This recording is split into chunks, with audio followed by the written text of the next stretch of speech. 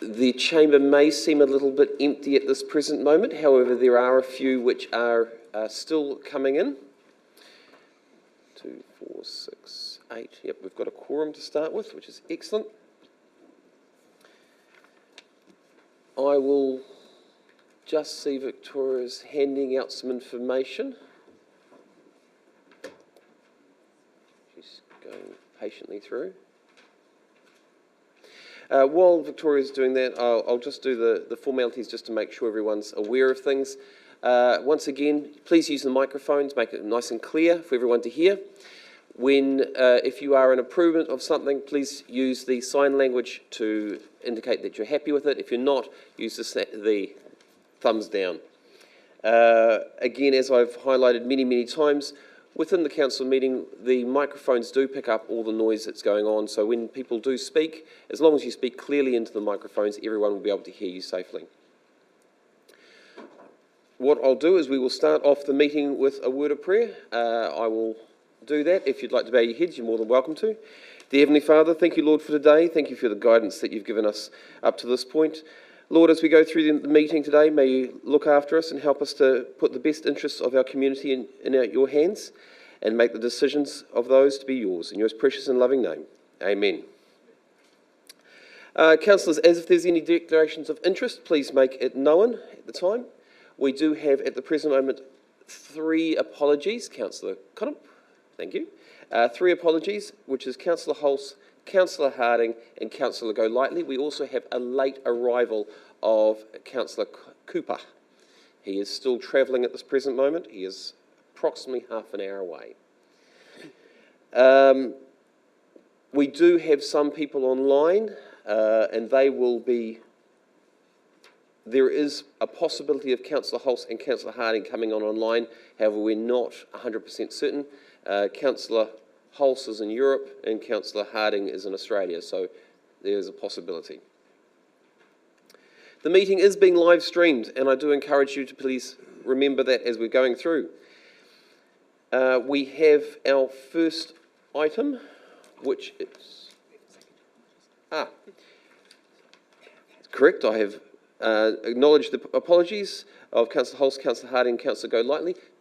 Do I have a seconder? Councillor Peters is seconding. Done that, Councillor. Yes, I've done the prayer, yeah. All those in favour? Any opposed? Carried, thank you, councillors. Move on to the first. Now, the first item is actually the public forum, which is 4.1, and we have the questionable labs. Come on up, guys.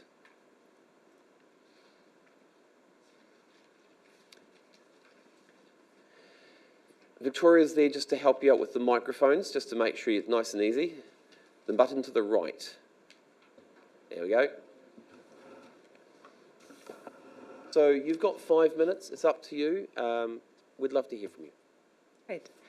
Thank you very much. Thanks for having us. Morena, everyone. I'm Verena. I'm one of the founding board members of Questionable Research Labs. We're a charitable trust. This is Grayson Sutherland. He's one of our youth members. We're here today to share a few success stories from our labs and to bring it to your attention that we are looking for a new space again. We are a community of techies and entrepreneurs and scientists and artists of all ages. We have a lot of parents, children, local businesses involved. We started in 2015 as a small coding club and have grown.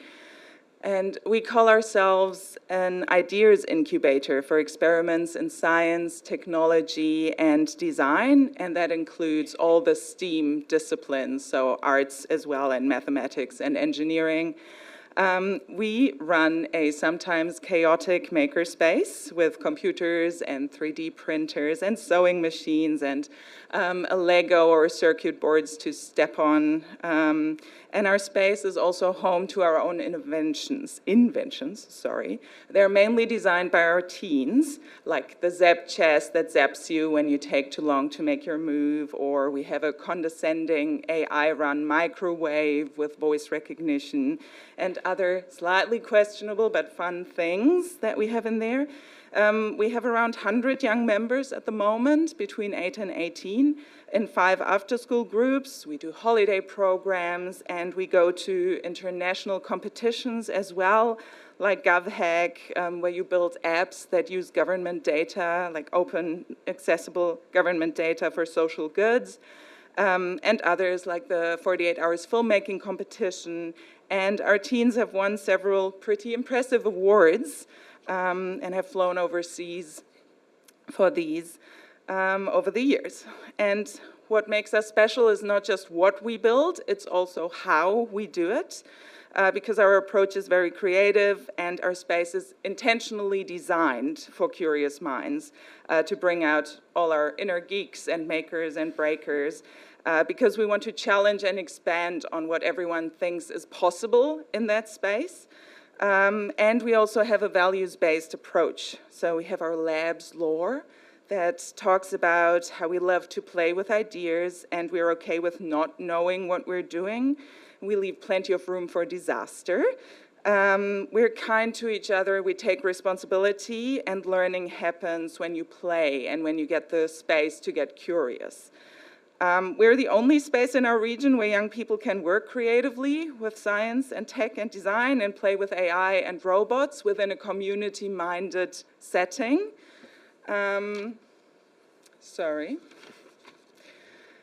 And we have a patronage model that ensures that everyone is welcome and included because fees are not a barrier. We're self-funded with community support. We're, by design, a very neurodivergent-friendly space because neurodivergent brains thrive in our space often. They go off and do amazing things. We get a lot of great feedback from the parents. And the teens who leave us are crazily employable, is what Kevin likes to say, because they're trained in entrepreneurial thinking and out-of-the-box thinking. And they have worked on real life. Was that the 5-minute bell? Sorry. I don't think so. Oh, okay. They have all worked on real life and sometimes award-winning projects, and they leave with very community-minded values on top, and industry connections and skills and teamwork and teaching and public speaking. One of them works at Rocket Labs, for example, now. Others got offered very, very well-paid full-time positions with coding software companies. And others have stayed because they found amazing work here locally, like Grayson. I've found the labs to be really valuable in the community for youth like myself. The open and safe environment has allowed me to experiment in media, design, tech, coding, all that sort of thing. I've been able to take part in so many cool opportunities because of it, like GovHack, the 48-hour film competitions, and even just the after-school groups like the coding class and the filmmaking class that we were doing. And the ability to connect with other youth while experimenting with these things is really valuable. This has been amazing and definitely helped me into my job currently in photography and videography. We need a new space. So if anyone knows of a spot that could have us, that would be amazing. There's info in these flyers that will be handed out, not hung out. And yeah, thank you all for listening. Really appreciate the time. Cool. Thank you very much for coming in. You too. I do have to acknowledge we've seen a lot of your young people out and about and involved within the community, so well done for doing what you're doing and getting young people actually involved and being creative with electronics and different aspects. And I think it was a very smart idea to come to council and actually present, because it is live streamed, and hopefully there are some businesses out there or people out there who've got some space. You've put a list of items which are these must-to-have at the bottom of your... Do you want to just highlight those must-to-haves so everyone's quite well aware of them? Yeah, so for our new space, there are a few things we ideally need or required. So toilets, running water, minimum space without reducing activities. So minimum space will be about 200 square meters, just because how many people we've got. Close to the CBD, this is really important. We used to have a place in Mania House which was really great because that was like so central. Kids could just come in from school. After school, it was a safe space for people to work on their projects. Minimum of 6-month term lease would be great because it's just a pain to have to keep on moving all our like tech and stuff in and out. We have a lot of stuff. We have a lot of stuff like computers, all this sort of stuff. Ideally, a floor space of 400 square meters, walking distance from the CBD, sole access. Acceptable would be a shared space during school hours or weekends. A multi-year agreement for space, that would be ideally. And bonus would be a physical workshop area, commercial kitchen, individual offices suitable for quiet work or co-working space, separate formal teaching / lecture / workshopping space in the CBD with high visibility, but those are bonuses. And we are very flexible Yeah. because we're all tinkerers and creators, so we can don't make have a do space with right any space that has the really basic requirements. Thank you, Grayson. Appreciate you doing that for me. Councillor Connop, I believe, is first. He's got a couple of questions. This actually answered a couple of them because I didn't actually get one dropped on my desk, but I'll find one afterwards. First of all, thank you very much for coming in and presenting. I was going to ask about the location and the size, but you've been able to give that. Great. In regards to funds, you say a cheap space.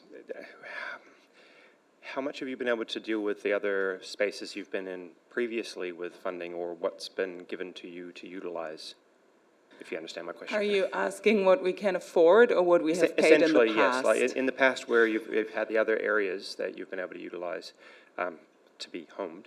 Yeah, so we have been very fortunate in the past to be able to kind of get squatting rights and just pay, you know, the electricity. And yeah, so what we could afford, I'm not 100% sure at this point, but I think what we've paid in the past is around 100 to 300, like, a week. No, that's understandable. So very low. Yeah. In regards to your the model where you allow essentially anybody to come in and you pay as you can, what type of, how high do people pay in relation to that? Do you have an idea? So for parents, we suggest $15 per group that their kid attends. But some people, as we say, pay nothing, but they might contribute with tasks like getting food or things like that.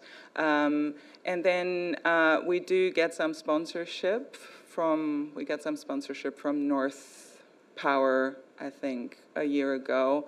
That was like a few $1,000s. So it really, patronage can be anyone, can be an entity, can be an individual. And yeah, but the majority of what we get is in the lower, you know, like $20 a week from someone. Yeah, no, thank you very much, and kia kaha. Councillor Holmes. Thank you, Worship. Thank you both for coming in. So as a parent of two computer geeks, one of whom is neurodivergent, I can say that I'm going to have a question before you stop me. I was waiting for it. That this would have been exactly the sort of support when my kids were your age growing up. So I can see that you do vital work. So well done. So the question I've got really is, tell me about the microwave. The microwave, okay, so the microwave was developed in a weekend that's called the Terrible Ideas Hackathon, and it's about creating a terrible idea but executing it well. So we wanted to make kitchen appliances that work but don't work, and the microwave is hooked up to an AI, and it generates, it has voice recognition, you can talk to it, and then it generates a reply, and it might or might not cook your noodles or whatever you put in it after a lot of begging and... But they have different personalities, so each one is tuned to be a different personality, so like... Well, the microwave is just rude, but we have a knife block that screams, for example, when you try to put a knife in it, or another knife block that runs away when you try to put a knife in it. We have a toaster that you need to roast to toast. Yeah. And what was the other one? Water jug that, I'm trying to remember. I think those. anymore. Yeah. the water jug broke, so. Well, I can say, if you need an English accent to make really sarcastic recordings for your microwave, I might know someone who can help you. So great work, thank you. Well, send them our way. Councillor Peters. When do you run out of your current space? Thanks for that question. Actually, we will have the next 3 weekends as big cleanup weekends. And then, so beginning of August.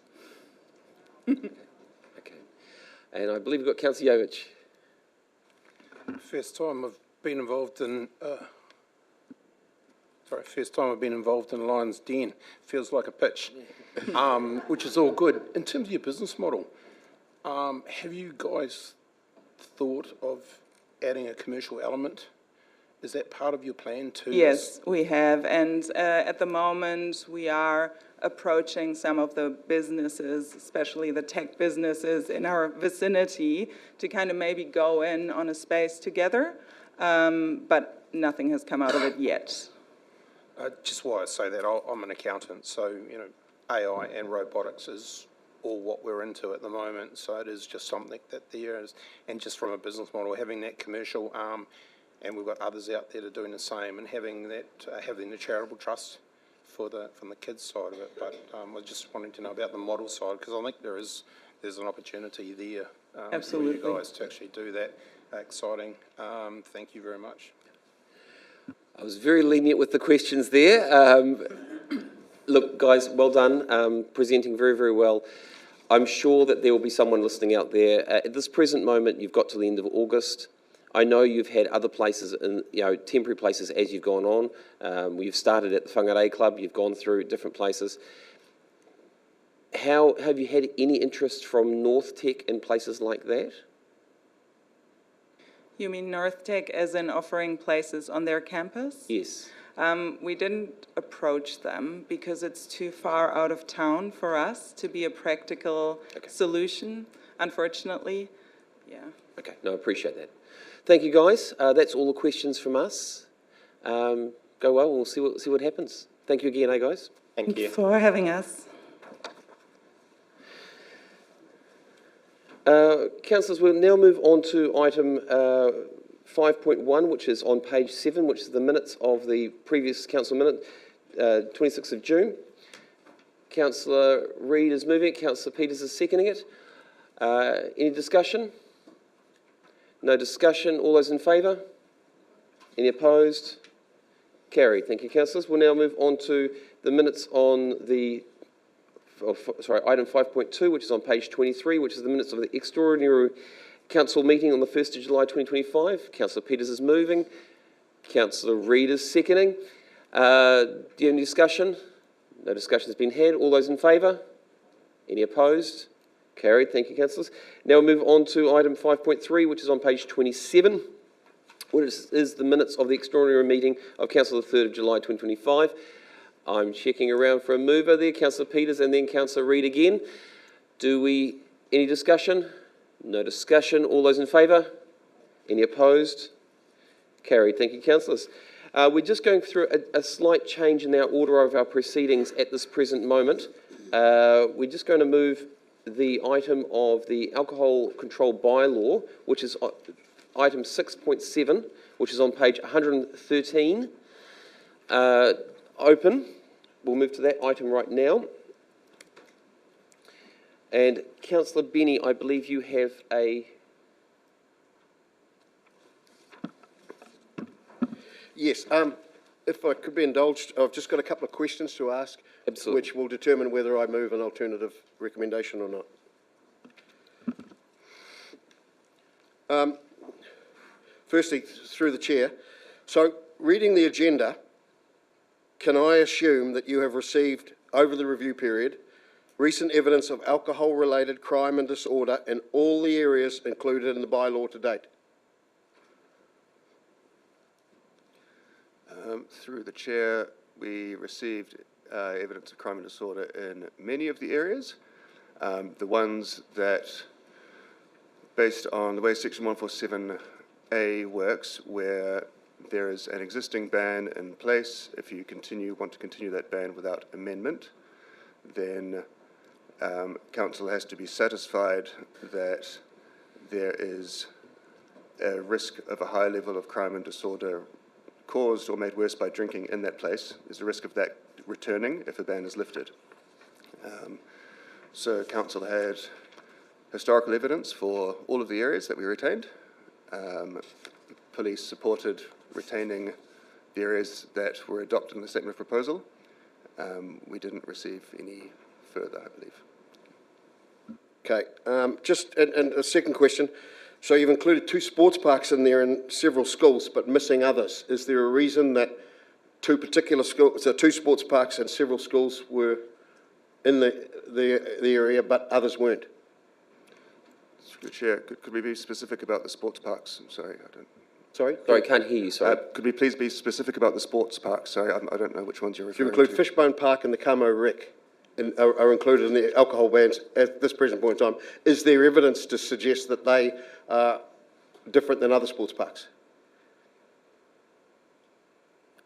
The Chair, no, I do not believe so, but neither is there a requirement for there to be. They were included in historical bans that were supported by police and were consulted on as part of a proposal to the public.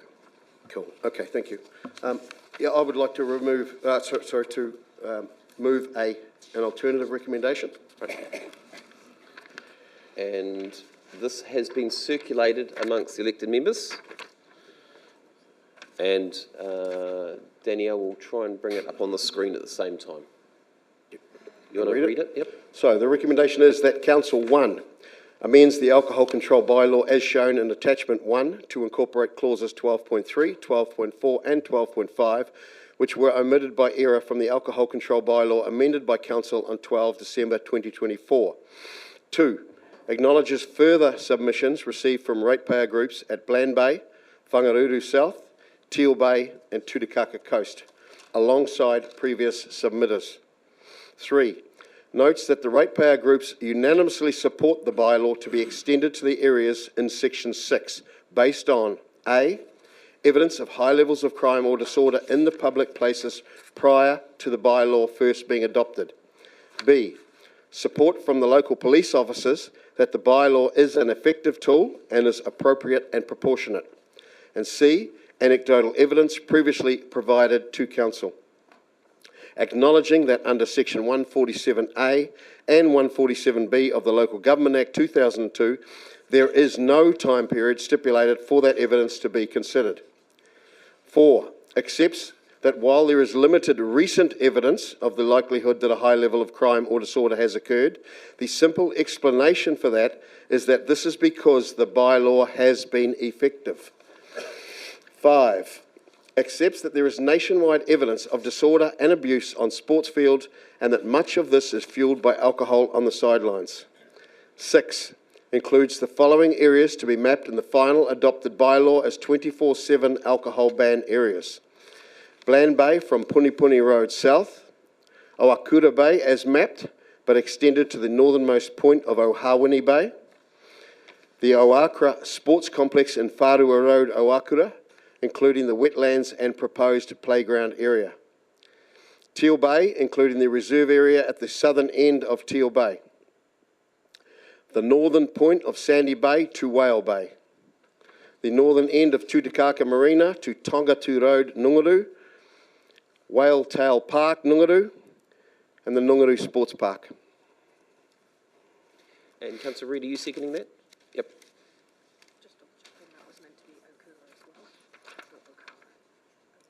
Just double checking on a statement there. Yep. Yep. Okay. You'd like to speak to that? Yes, I would, Your Worship. Thank you. The following is a snapshot of some of the incidents that occurred pre the alcohol bylaw many years ago. Bland Bay, pre-ban. A group of young prospective gang members were drinking on the beach all day while a fishing tournament was in progress. That night, a number of vehicles were broken into, a tractor was stolen and driven through the tent, the marquee of the fishing tournament. In another incident, 2 gang members were drinking all day on the beach. Police later approached them, and one of the gang members, who happened to be 6'6" and a big bugger, pulled a baseball bat on the constable. Another resident there who was living rough used to drink on the beach all day and break into houses at night. Whārua Road, the sports complex at Owakura, pre-ban. A rugby game was going on between Whangarei Old Boys and Whangaruru. A fight developed in the game. Many of the spectators on the sideline who were drinking took part in the fight. It was a very violent situation. The Old Boys team at the time were forced to get on the bus with their full gear on and get out of there at the time. Teal Bay, a vagrant staying in the reserve there, was drinking on the beach during the day, used to do this all the time, and break into batches and cars at night. Tutukaka Coast, post-ban. This is the effectiveness of the ban. A large student party was due to be organised in this area. This was one of those ones that went viral on social media. Thousands of kids from everywhere appeared out of nowhere. Using the ban, police were able to stop the vehicles, seize the alcohol, and put a stop to a prospective very difficult situation. These are just a snapshot. There are many more examples, pre-ban and post-ban. In all those occasions pre-ban, police had no power to intervene. They had to wait for something to happen. Sports parks. There are 2 sports parks included in the ban currently. There is no need for me to justify including sports parks. It is common knowledge that alcohol-induced sideline behaviour creates disorder and violence. So much so that around 5 years ago, WDC staff took a very aggressive approach with sports parks and golf clubs over alcohol on the sidelines. Northland rugby referees are so concerned about alcohol on the sideline, they have suggested that refs should not participate in games where alcohol is present. I represented referees over the past few years who have been threatened with being shot, assaulted and abused by drunken spectators. Playground. This is a no-brainer. Council should be leading this. There is no need for alcohol in playgrounds. There are numerous examples of broken bottles, disorder in our playgrounds that have occurred over the years. Council needs to lead this here. Police have been mentioned. Their view is particularly important as they are the ones enforcing the ban. Staff have stated in the agenda that engagement with the police was undertaken. This entailed 2 meetings with the area commander. I'm going to suggest that this was not a good example of consultation. Consultation is not a tick box exercise. It must be meaningful. I rang the officer in charge of the Kamo police station. The areas in question in this area are policed by him. He is in charge of the area. Sergeant Paul Nicholas. He was unaware of the survey or unaware of the council's review. When asked if he supported the amendment, this amended motion, he had no hesitation in stating 100%, adding that it was a very valuable tool for the police. He has seen the situation pre and post bylaw. When I asked him why there was little recent evidence, he was adamant that it was because the ban worked. That took me 2 minutes. This statement was supported by the Hikarangi police officers, again, whose area this is part of. For important issues like this, staff should be targeting consultation, not tick boxes. Emails to community groups, we need to attend those meetings, which is what councillors do, which is why I am being forced to bring this through this arena. I liken this to the gang patch law. Central government recently introduced the gang patch law. Many cops will never ever use that law and will never ever see a gang patch. Why? Because it works. Because those cops never use it, never see it, it means it's effective. It does not mean that, under this theory, we would remove that gang patch law because there is no need for it. That is just, it's a faulty argument. Coastal communities are particularly vulnerable to alcohol-related crime and disorder. We need to listen to communities. Too often we consult, listen to submissions, and then decide we know better. This is one of those occasions. On this occasion and on this topic, the community needs our support, and I would urge you to support this. Thank you, Councillor Benny. Any other discussions? Any comments, questions? Councillor Benny, it appears Councillor Reid. Thank you, Your Worship. I seconded this motion and I'm 100% in favour of the amendment that Councillor Benny has just put. As an aside, I've stayed at a beach property for 35, more than half my life. And pre the alcohol ban in that area, we had no end of trouble. New Year's Eve, there would be a sea of glass down the street, which took the locals and ourselves, who were nearly locals, all day to clean up, which is not a good thing when you've got a hangover yourself.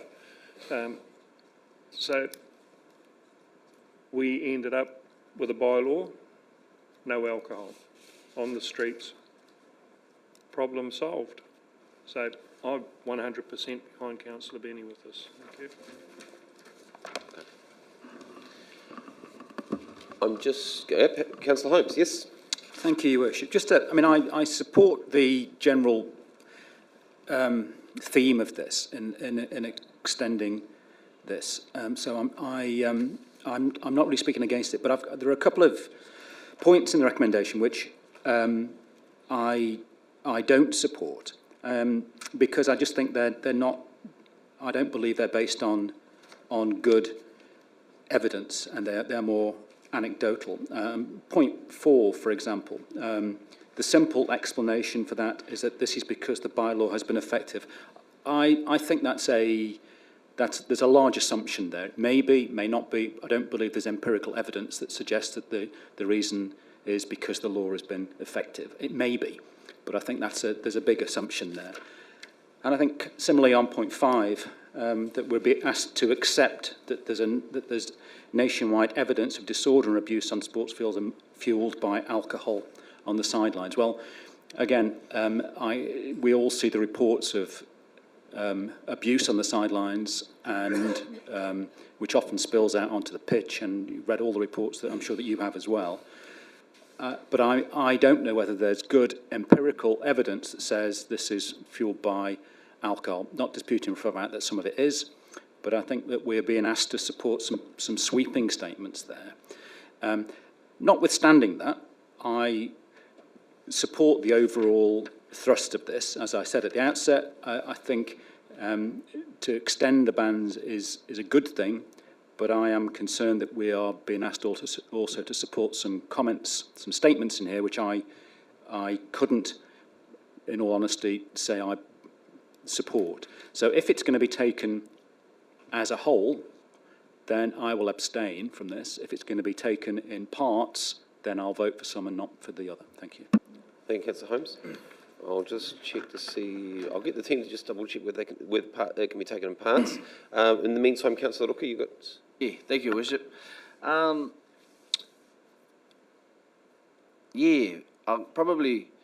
support it.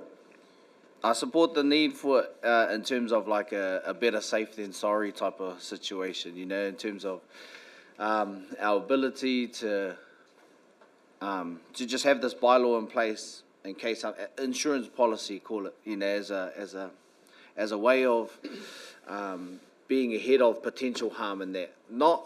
I am too, though, not completely.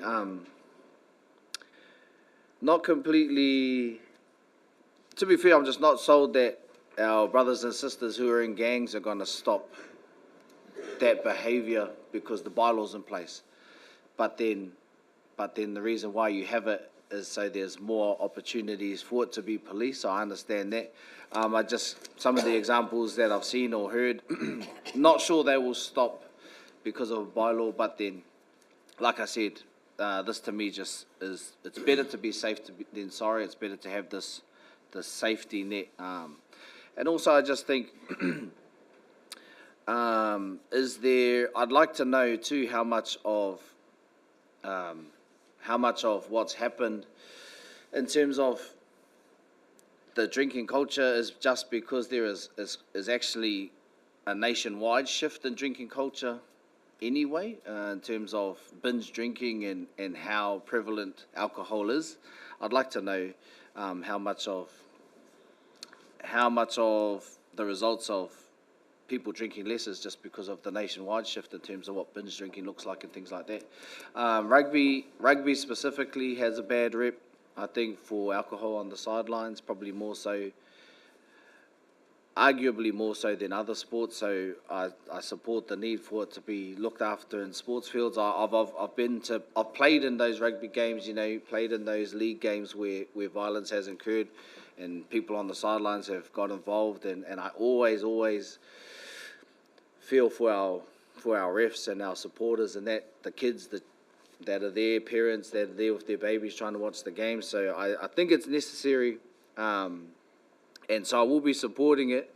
I'd like to just see, I guess, a little bit more evidence that this bylaw is what is going to be the defining factor for people's safety. But I will be supporting it.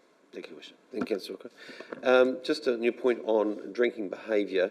There has actually been some stats come out from the hospitality industry, which is actually showing that the number of consumption of alcohol is actually reduced. In the last 5 years, it's actually reduced down. So there is actually statistical information actually showing that do be well aware, to clarify that doesn't change behaviours. That is more about what people are purchasing. Okay. Councillor Olsen. Thank you, Your Worship. Right, I would just like to have my say here. I go on a Saturday to support my grandsons playing rugby. When they host a game at their club, they put on a sausage sizzle and they have a cold beer for the parents. And it's a social gathering. It's well controlled.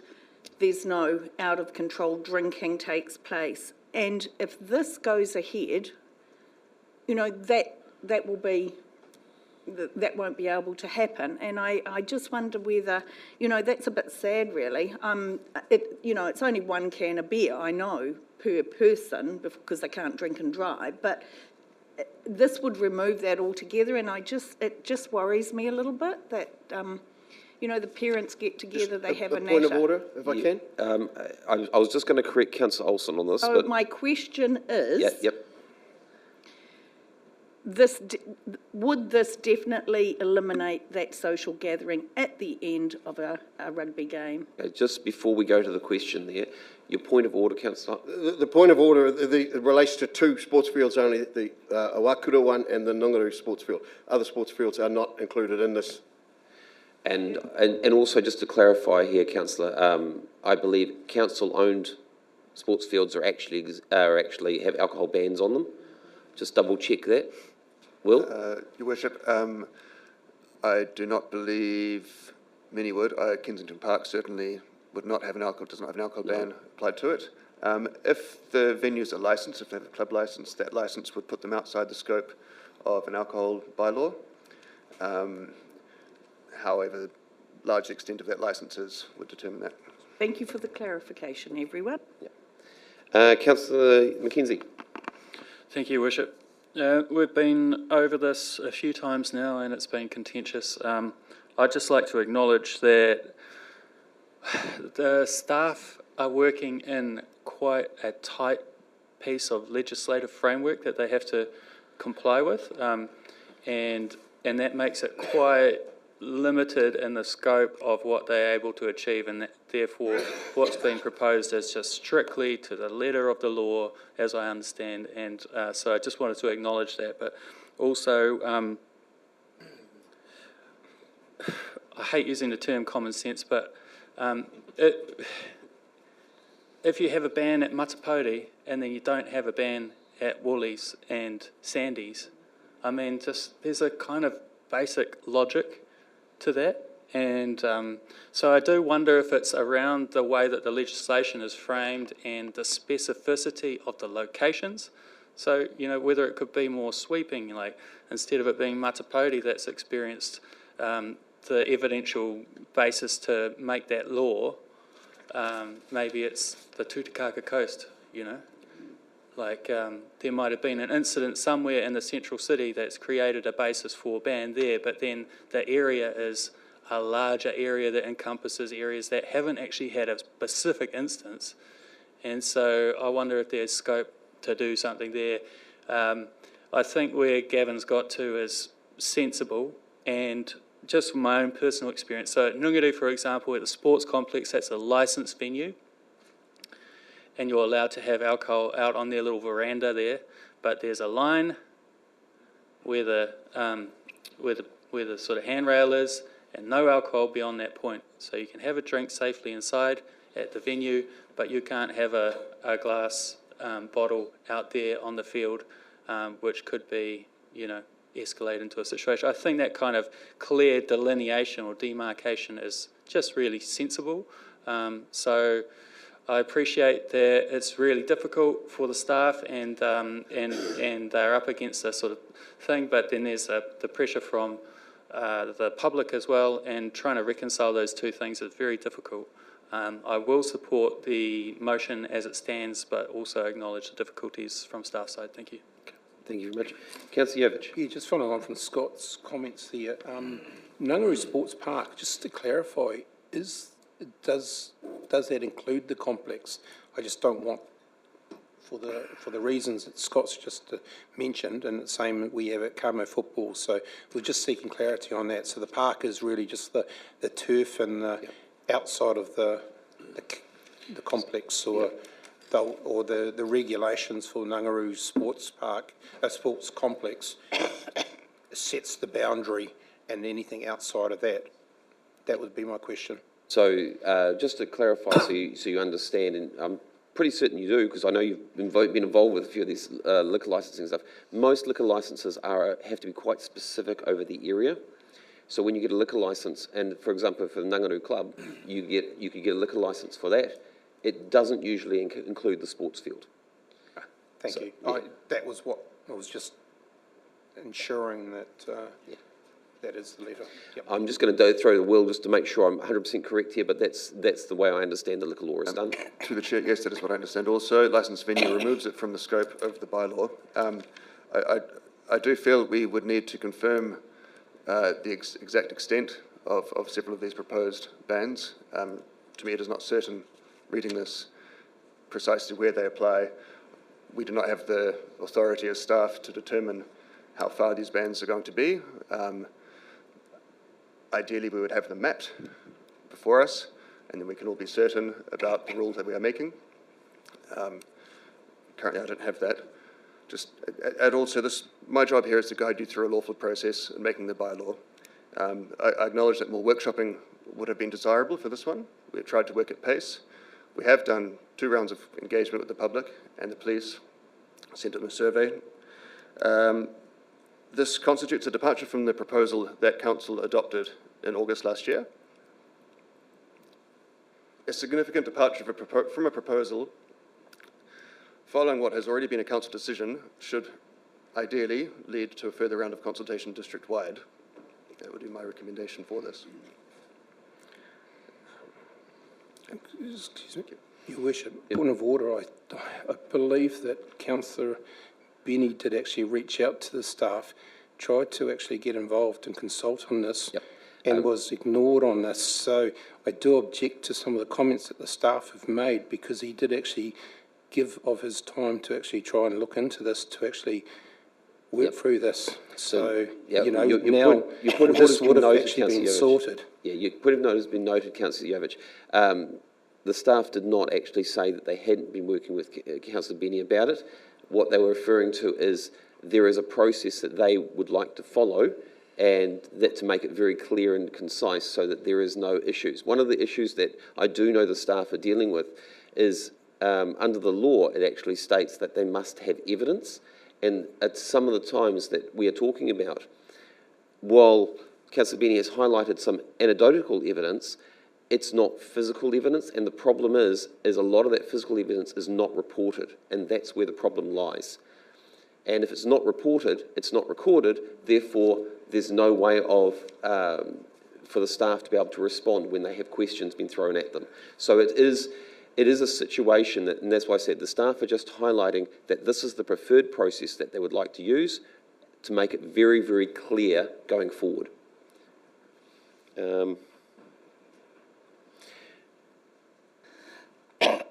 I'm just going to double check here with the team before I come to you, Councillor Peters.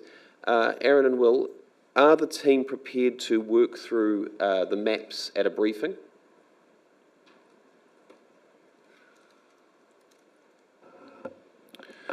Through the chair, just to confirm, our team is Will. Is Will and yourself? And Will is interested in having a look at that and seeing how we can make that work. So I'm just going to check. I've just checked with the team before, and I'm going to come to you, Councillor Peters. We can actually take it in parts. We can do 1, 2, 3, and 6, with 4 and 5 being separate as parts. Councillor Peters. I support Councillor Benny's motion as it stands. I am going to be sad about my glass of wine on the beach, but having seen the recent evidence from the Cancer Society, probably a reduction in alcohol is going to benefit the longevity of all those in Whangarei area.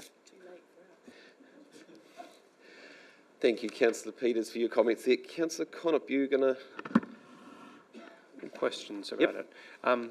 As with recent comments around following process, and this isn't following process per se, and consultation, where does that leave us? What should we go ahead with this if we have other communities who have other areas that are like this that haven't had their chance properly to add it?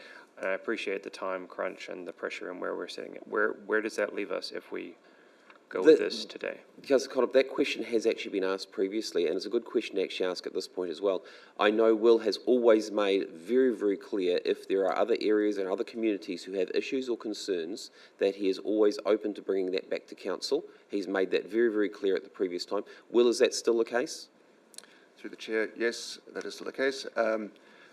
Through the process now, I believe we would discuss these at a briefing, discuss the mapped areas, if that's what council decides. It would still require a subsequent council decision to add these areas to the register of alcohol bans. So, your question is? Yeah, sorry, I was just, I thought someone might put up. So with this going forward today, does this add, this doesn't finalize, are we going to have a briefing after this to sort out the maps and deal with those issues, and then a subsequent one, or is, what are we doing today? Okay, I'm just going to check with Aaron to see what the process might be, just to make sure it's very, very clear, because as I said, we do want to make sure that what Councillor Benny is highlighting is actually been taken down and pointed out. So Aaron, you've got some solutions going forward. Thank you, Mr. Chair. I would say that we would leave this on the table. We'd hold a briefing workshop and consolidate where the lines are and get the collective elected members' thoughts on that, and then we could pick this back up in the next full council meeting.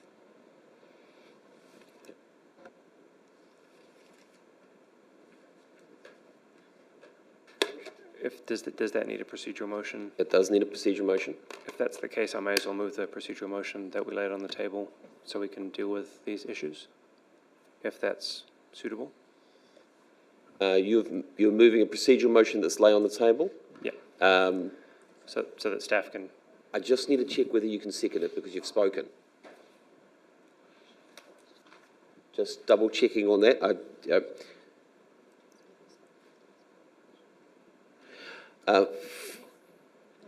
Councillor Cooper, you got your light on. Is there a...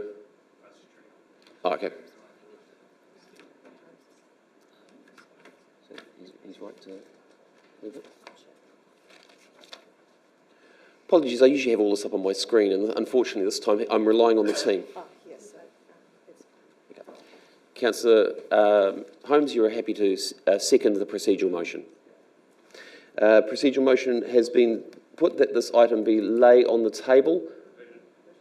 A division has been called by both Councillor Peters and Councillor Connop. All those in favour, please raise your right hand. Councillor Holmes, Councillor Connop, His Worship the Mayor. Those against?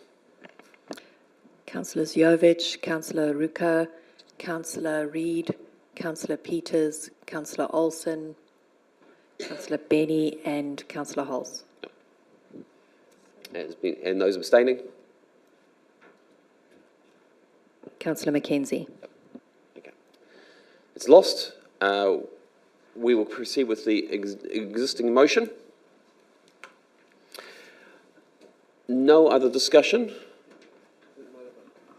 Councillor Cooper would like to speak. Thank you. Thank you for attending up as well. And I do need to acknowledge Councillor Hulse is online as well.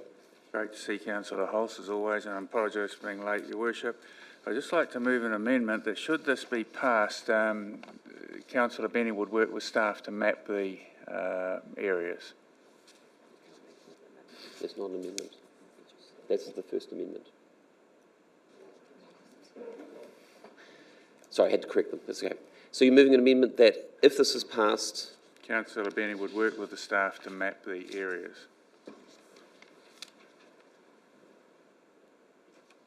Okay. So that would be basically come down to point 7 then. At this late stage in his career, he wants to be helpful, Your Worship. Understand that. I will second that for that purpose of that. Councillor Cooper, do you want to speak to that? No, thank you. I think it's been enough discussion. Thank you. Okay. Councillors, we will vote. Any other discussions on that amendment? No? Division on the amendment, which is what Councillor Cooper has just raised. No? Okay, no division has been called. All those in favour of the amendment? Aye. Any opposed? That is carried. So the amendment becomes part of the substantial, which will be taken in parts as requested. However, Councillor Benny, would you like your right to reply? Yes, I would.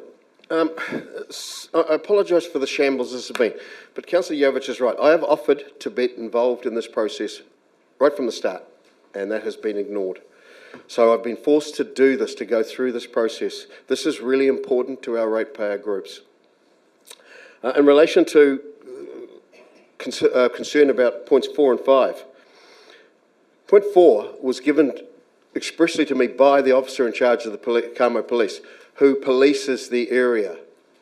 I backed that up. I policed this area for 20-odd years, pre and post these things. If we can't trust people on the ground and can't accept their word, then who do we trust? Same with 5. You'd have to have blinkers on to accept there is no evidence nationwide of disorder and abuse on the sports fields fueled by alcohol. It's a common occurrence regularly. Anybody that goes to a sports field, a senior sports, and views sport will know that.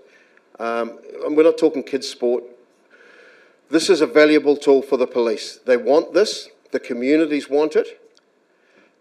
These are some of the areas that are included currently in there, and I'll challenge that there's evidence to support this, but we've put this through anyway. The Civic Centre and surrounds, Whangarei Road, Otaika Road, Mount Pleasant, Otuiho, Marsden Village, Te Kamo, Paramount Parade, Waipu Centre and Waihoihoi River. It goes on. This is an extension of that. It'll take 5 minutes to map it. I urge you to support this. Give the communities the support they want.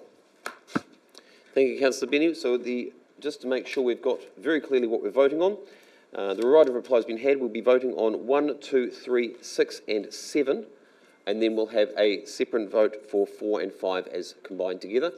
Councillor Reid has called a division. All those in favour for items 1, 2, 3, 6 and 7, please raise your right hand.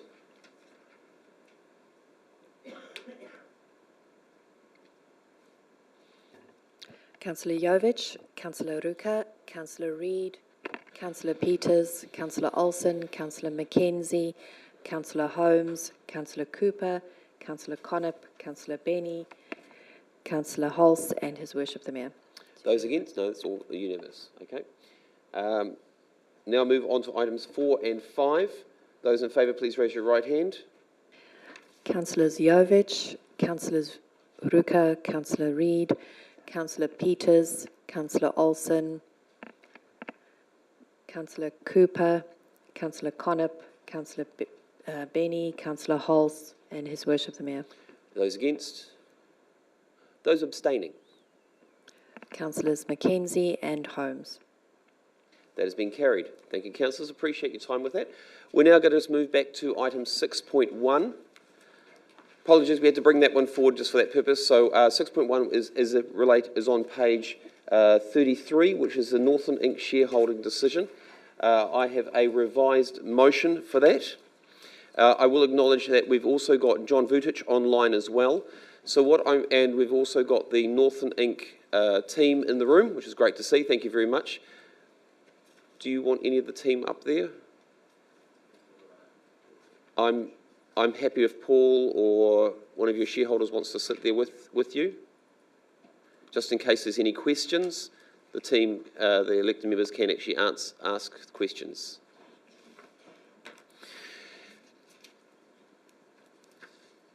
So the motion I'm putting up is actually one that's just coming out. Yep, that's the one.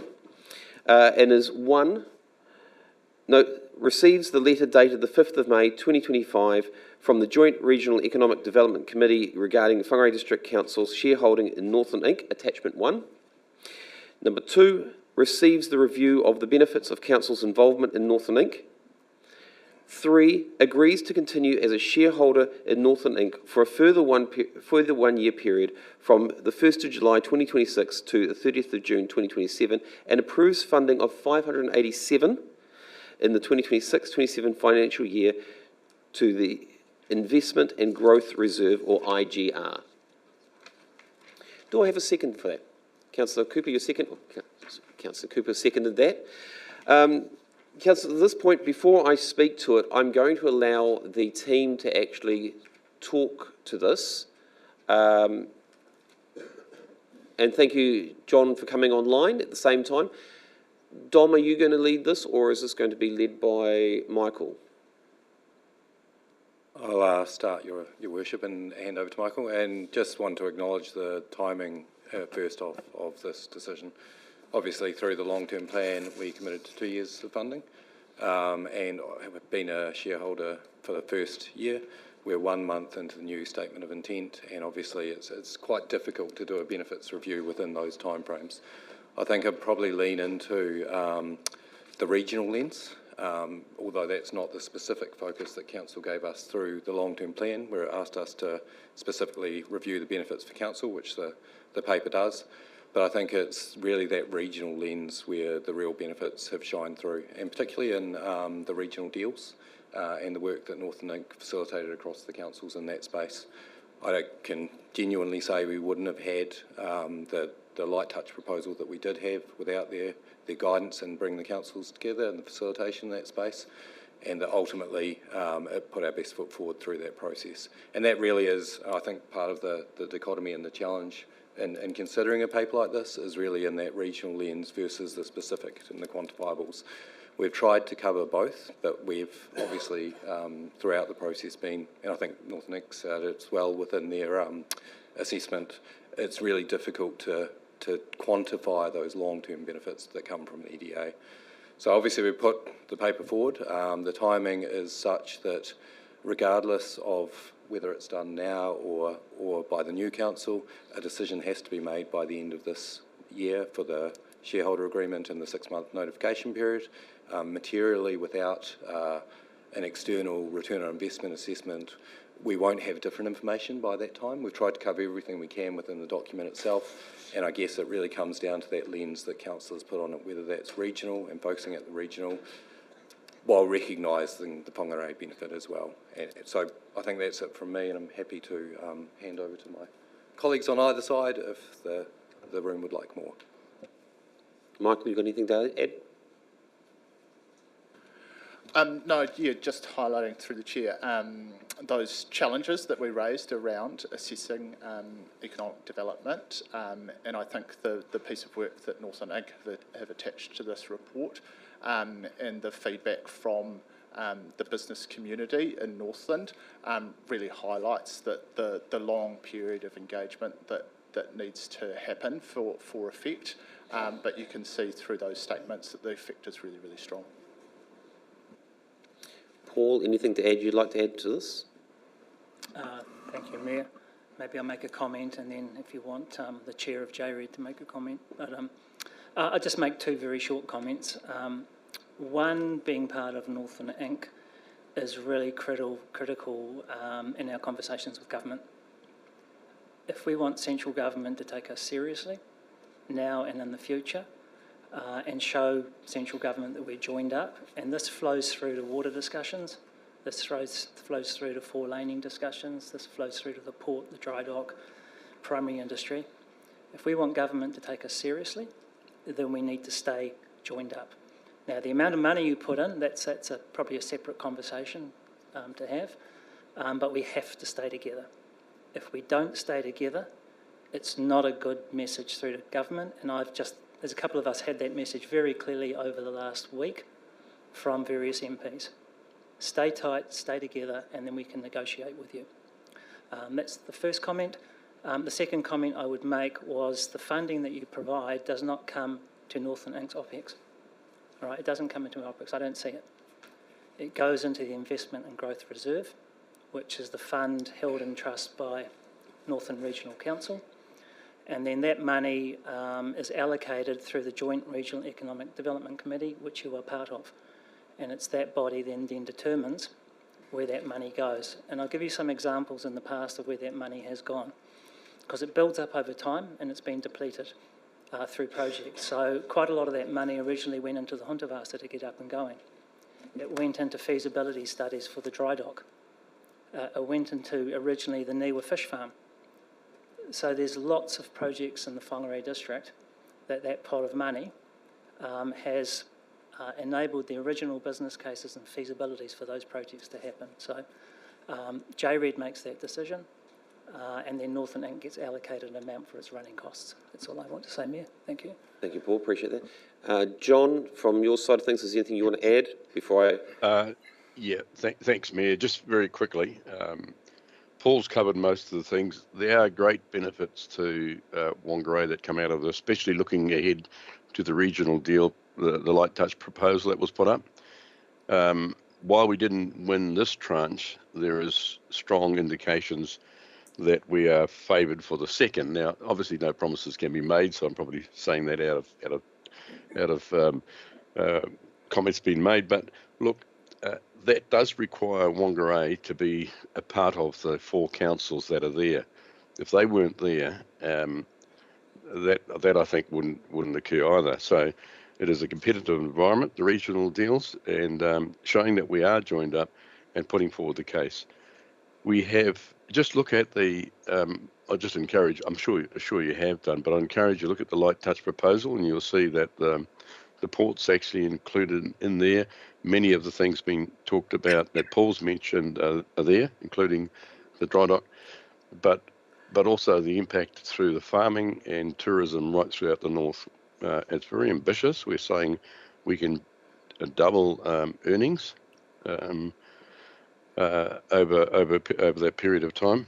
It's certainly making the government sit up and take notice, and there's a strong case behind it all. So I do encourage all of the councillors to vote yes to this, to remain there while we go through this process. Paul's mentioned that the money that we have received is going from Whangarei is going to the Regional Growth Reserve, and that will then decision be made at the JRED meeting. So I really do value Whangarei being on the table when we make those decisions. So thank you. Thank you, John. Thank you, team, for saying that. So what I'll do is I'll just now speak to the motion that I put down there and explain to the reason, rationale why I've put it so everyone understands. Look, we have heard quite clearly both from the team that are here and also from several ministers over the last, even the last couple of weeks, where they have made quite clearly the fact that Whangarei, Kaipara, Far North and the Regional Council are working together on economic development for Northland has made huge advancements for Northland. I don't believe I'll be speaking out of turn by saying the comments that have come back to me specifically have been Northland is ahead of other regions because of that. Because of us focusing on a united front, on an economic front, to make sure that Northland has the best foot forward. They have been very, very clear on that. I know they've been clear to me. I know they've been clear to Paul, and I know they've been clear to several other people around as well. Even Dominic, I think they've mentioned it to you as well. DIA have made it very, very clear, having that united front. The ministers have made it clear, having that united front puts us in a very strong light, not only for government, but also from an economic point of view from investors. There's a lot of overseas international businesses and government organisations which are now looking at Northland because of the fact that we have that joined up front, we have that connectivity.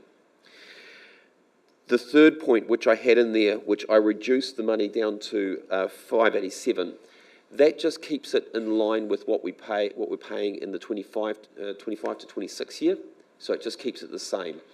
The reason I was uncomfortable at this present moment to raise it to 709 was because we are in that election period at the present moment, and all we're doing is keeping it as status quo. This also allows the time for the team to come back with a more detailed approach to what the actual physical benefits, which is what both Councillor Hulse and myself have expressed, and Councillor Peters have expressed to J-Reg and Northland Inc, that as Whangarei we actually need to have a very clear indication over what are the cost benefits for each one of the councils. So it's not just about us, but it's also how the benefits go. In the document, you can clearly see that there was 8.7 million, 8.8 million, which was given to Northland in relation to the Cyclone Gabriel. And again, that was slightly pre us joining. However, that was with the intent that we were joining. There has been several other investment funds that have been coming in, and one of them in particular, which was also highlighted in the document, which is actually the North Power funding. Sorry, I rephrase that, not North Power, Transpower funding, which came to Northland, and it came to Northland as a now the correct word I'm not allowed to use. The correct it came to use as an acknowledgement of the financial pressure that was put on Northland when the pylon went down. The effect that I do know that Grant McCullum fought for Northland. I know that myself and the CE went to a meeting with Transpower, and we made it very, very clear that the original figure that they offered was just not acceptable. So of the $1 million which was able to go, they did put some criteria in it, and I do believe that a lot of that criteria has actually been fulfilled. One of the parts of that criteria is actually paid for a regional infrastructure study, which is actually what we actually need for Northland. We need to know what the regional infrastructure needs to go for going forward, so that we can also plan, and also that ties up with Minister Bishop's comments of a letter that he sent to both myself and Simon at the beginning of this week, which was actually talking about the country's investment on infrastructure. So they're wanting our input as a region as well. So this all ties up with that and also allows for that to happen. So again, that's the reason why I've proposed keeping it status quo at the same amount. So we are in the camp, we are actually in the process of going through things, and it allows time for the team to come back to the new council with what the benefits and costs, benefits and negatives are about joining. The document is quite okay, it just doesn't go into specifics. And I think a lot of our elected members want specifics, and I know a lot of our public want specifics to know when we invest something, what is our return coming back. If we just look at the money that we've put in together at this present moment, which is just over $1 million, we've received as a district, if we just go by the cyclone money and by those two funds I just talked about, Whangarei alone has received well over $4.5 million. So just those two funds. So there is a lot of other aspects to it. And as I said, having those quantifiable figures does make it a lot easier for us to justify to our ratepayers, which is really what we're doing here today. I will now open that up, and I have Councillor Hulse online here first. Councillor Hulse. Thank you, Worship. Can you hear that all right? Yeah. We can hear you, yes. Okay. Okay. So I'd just like to start off by saying that as one of the reps on J-Reg, and it's been a real pleasure to work with the rest of Northland. It's I feel it's the duty of care for Whangarei to be part of anything in Northland now, because we are the city. We are, you know, it's hard to say you can't play the game with only half a team. So, you know, having us all together, and you've just highlighted, Your Worship, the benefits we've got in the first couple of months of active participation. So the duty of care, you know, if we're going to grow Northland, if we're going to grow prosperity, if we're going to grow businesses and grow a bit of faith for our ratepayers, we need to be at the table leading things. And I'm really, really pleased with John as chair of J-Reg, and the development we've made and the contact we've made through the staff with Paul and his team. You know, I think we've gained a lot more benefits, I think, in 1 year than I thought we're doing the whole term. So, you know, we've done very, very well. The prospects are great. We've got some great initiatives in line, and I hope we can develop those quickly and get those across the line. Then Northland will be showing New Zealand that we are a good investment, a good place to come and live, and we've got some good councillors who take things seriously as well. So, although I would totally support staying in there and taking the lead, but I just speaking also as local water's done well, you know, just having people from the other councils in Northland in one room talking common sense stuff and just saying, how can we do this and how can we do it better, is pretty mighty. And we haven't had that in the past, and I think it's a big improvement, and we've done this term in council. So I'm totally supportive of staying in there and shining the light a bit brighter. Thank you. Thank you, Councillor Hulse. Appreciate your comments. We'll now move to Councillor Jovich. First question, probably through the chair to our chair, John. The letter, could this have been written differently? Because it does tend to show to a lack of faith in incoming councillors. Did you understand the question, Councillor Vujicic? Yeah. It could well have been written better, but I'm not saying that there's a lack of faith in incoming councillors. It's really important because you're planning the year ahead and we don't have any commitment going forward. It's based on the new triennium coming through, and that introduces uncertainty. I think Paul can probably answer that a bit better, but that uncertainty also in the signal that's going through to Wellington. That's why this was put forward prior to us knowing whether we're going to receive or not the first tranche of the regional deals. So, and giving a good signal to Wellington was important to us, but also in the planning. So, Paul, if I may, through you, Mr. Chair, ask Paul to actually comment on some of the logistics, if he can, unless there's someone else there that can better comment. I'm going to put it. Councillor Jovich, are you happy for Paul to answer as well? Yep. Yep. Thank you. Bring the microphone a little bit forward. How's that? A bit further. How's that? That's better. So this was a direct request from the 3 other councils to Whangarei to do this. And partly, you're quite correct, John, it was thinking around the regional deals process, either this one or the next one, to make sure that we are totally aligned and that Whangarei isn't seen as a splinter. So that's part of the rationale for it, and also for our forward planning, which is pretty critical. Thank you. Councillor Jovich? And just following on from that, the question is, though, you know, this may go through today, but as part of the annual process, I don't know, I'm sure John's been around for a long enough time and astute. that as part of the annual plan process that this funding could be rejected? There, you're asking the question over the new council. Incoming councillors. And there is always that possibility. There is always that possibility. However, the major fact at the moment is John, from his letter, specifically asking for that consistency right now so that central government have got that ability. That's, again, the reason why I dropped the figure down to 587, which so that we could actually get more defined figures back for Whangarei. Next question is just following on from a previous agenda item where one of our councillors raised at about points 4 and 5. We're hearing about talking about, staying together and, show us, don't tell us. And that's my question is, we haven't been shown that that is a directive from the government to stay together. So a lot of anecdotal kind of comments being thrown out there, but my question is, why are we not privy to this as fellow elected members?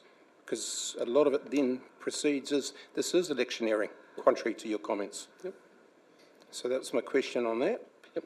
And that's a fair question, and we have had ministers in this room, and you were all present at the Northland Forward Together and also at the Zone 1 meeting where the ministers the MPs made it very, very clear Northland working together was the #1 big thing. We've also had workshops and also briefings in this room quite clearly when it came to the Local Waters Done Well, where the ministers and DIA made it very, very clear Northland working together was the best thing that could happen. So while what you're asking for is for written wording, that has not been provided. Has it, Simon? I'm just going to check. No, that has not been provided at this present moment. However, in every conversation, whether it's Minister Jones, Grant McCullum, Huhana Linden, I'm going through all the different parties here, Willow Jean Prime, they have all stated, even last night at the Northland Corporate Group meeting in Wellington, was clearly stated by all political parties about Northland working together. So again, not in writing, only verbal, understand your comments. Thank you, Your Worship. Question point 2.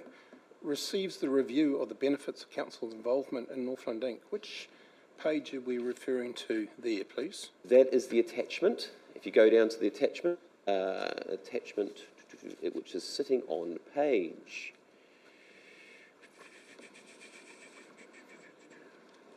page 49, which then goes through and explains a lot of the benefits. Thank you. Again, this is not a detailed one, which is what we specifically asked for. However, it's an indication. When we, question is, when we did this and pushed through for the first 2 years, part of the resolution was for us to review the benefits. Correct. This, for the public, is on page 49, is on Northland Inc. letterhead. Correct. Not very independent. Some of this is written by people wanting to keep their jobs. So I'm just, so we're receiving a review of the benefits, but that's contrary to previous resolutions in terms of us as a council making a decision on this. So I just question the, I was just questioning why, in terms of your question 2, is receiving the new benefits is contrary to previous resolutions, and it's not an independent review. Yeah, and hence that's one of the reasons why I added that we wanted to receive the more detailed one. However, I'm going to go to Dom on this to answer this one correctly, because it needs to come from the staff. Through the Chair, just to clarify, the paper in its entirety should be taken as a review of the benefits from staff based on the information we have. So if you work through those sections, they cover the different benefits as we have the information relating to them. I was quite clear at the point of order. I mean, it's a Northland Inc. document. Councillor Jovic. It's not staff. You're not employed by Northland Inc. Who are you? No, a query through the chair.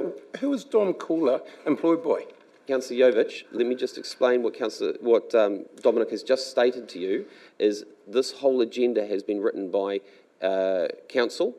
Yes, the attachments that are part of have come from different parts. However, the whole agenda has been written by council. Correct, but so it hasn't been reviewed by council. Dominic is just answering that, so if you let him to answer that question... No, I've got my answer. It hasn't been, thank you. You can move on to the next one. Councillor Peters. The speakers before me have highlighted the overall high-level benefits of being part of Northland Inc, and I totally agree with them.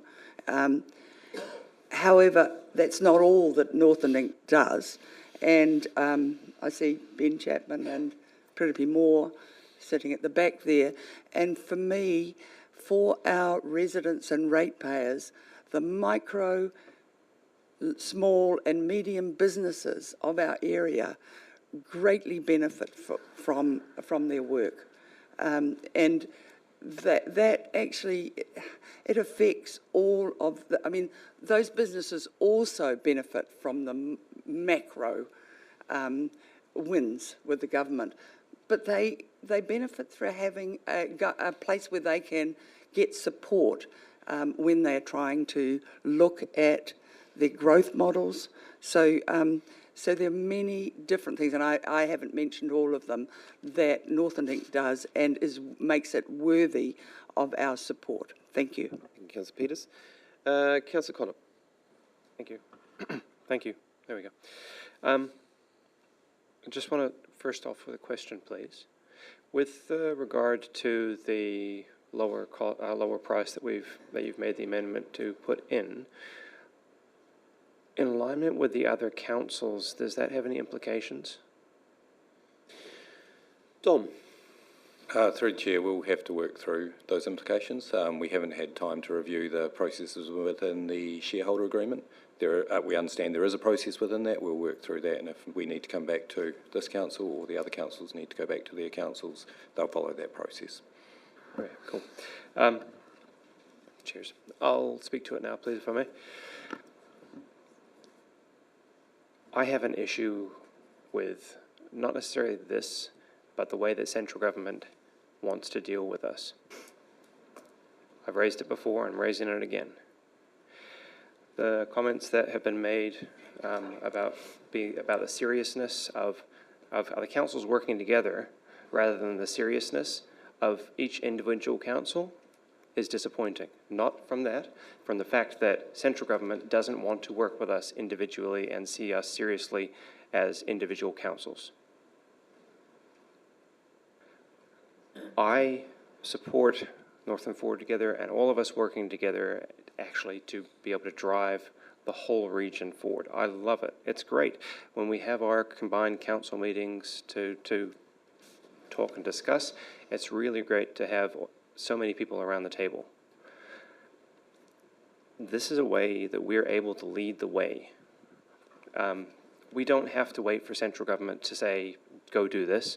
If we lead the way, we front-foot it. We get those opportunities out straight away. We are able to provide a space that allows us to actually highlight what our whole region has to offer, and it'd be great if more people came to Whangarei and sometimes for tourism things, because we do have a lot, but we have a lot as well with our neighbours. I support this. I could support the other one as well, but I support this to go forward to continue that support. And I just, with all that you see central government going through now and changing and throwing out and ripping it up and, you know, going the way that it is, if we don't front foot some things, we're going to miss out, because we've already had staff having issues about being able to engage in consultations. So if we got some of these type of things we can throw in, great. With the fact that central government is currently looking at the 4 well-beings and throwing that out, where does that leave us with the economic well-being? And that is a question that everyone is asking at the present moment, and there is not one person who can answer that one. So thank you very much for those comments. Councillor McKenzie. Thank you, Worship. The regional deals proposal, the light touch proposal that was put together by Northland Inc in collaboration with the councils, is a very, very good document. And obviously we missed out on tranche 1, but we don't know exactly why, but there's various ideas floating around. But we should be pushing hard for that second tranche, because that is absolutely essential for Northland to get ahead and get some of that investment that we haven't received over the last decade. So what would it look like now if the biggest district in the region pulled out of the Economic Development Agency? How would that play? What are the optics of that to government? We can't flinch now. This is so important that we continue to hold the line and do this thing. And, you know, what we've subjected Northland Inc to is a degree of uncertainty, right? We said we'd review it after 2 years, and now 1 year.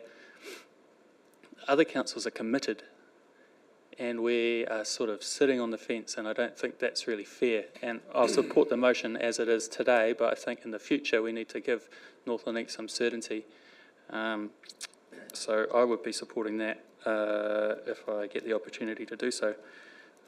Look, I think we're working together really well. We've got Northland pulled together. We've got the Mayoral Forum. We've got the Joint Regional Economic Development Agency Committee. We've got the Waters Working Group, which we'll discuss later. Last night we had the Northland business leaders in Wellington presenting to ministers about Northland and progress there. We've got Shane Jones and other ministers saying we have to act as a region. We can't ignore that. We have to comply with that request, in my view, and actually think about it strategically and how best to advantage our region. So for all of those reasons, I'll be supporting the motion, and I support the work that Northland Inc do. Thank you. Thank you, Councillor McKenzie. Councillor Holmes. Thank you, Your Worship. Just really brief from me. So, much like Councillor McKenzie, I don't think this is the time to flinch, and I do think there is plenty of evidence that being a part of a bigger picture gives us greater negotiating power. So I don't think this isn't the time to be walking away from Northland Inc. So I support the motion as it's put. The issue I've got really is around some of the, and it comes back to what Councillor Jovich was saying, show don't tell. So my issue really is around some of the sort of rhetoric around the benefits that this might bring.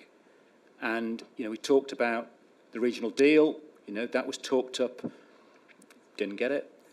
First tranche, we're talking about a second tranche now, that's being talked up.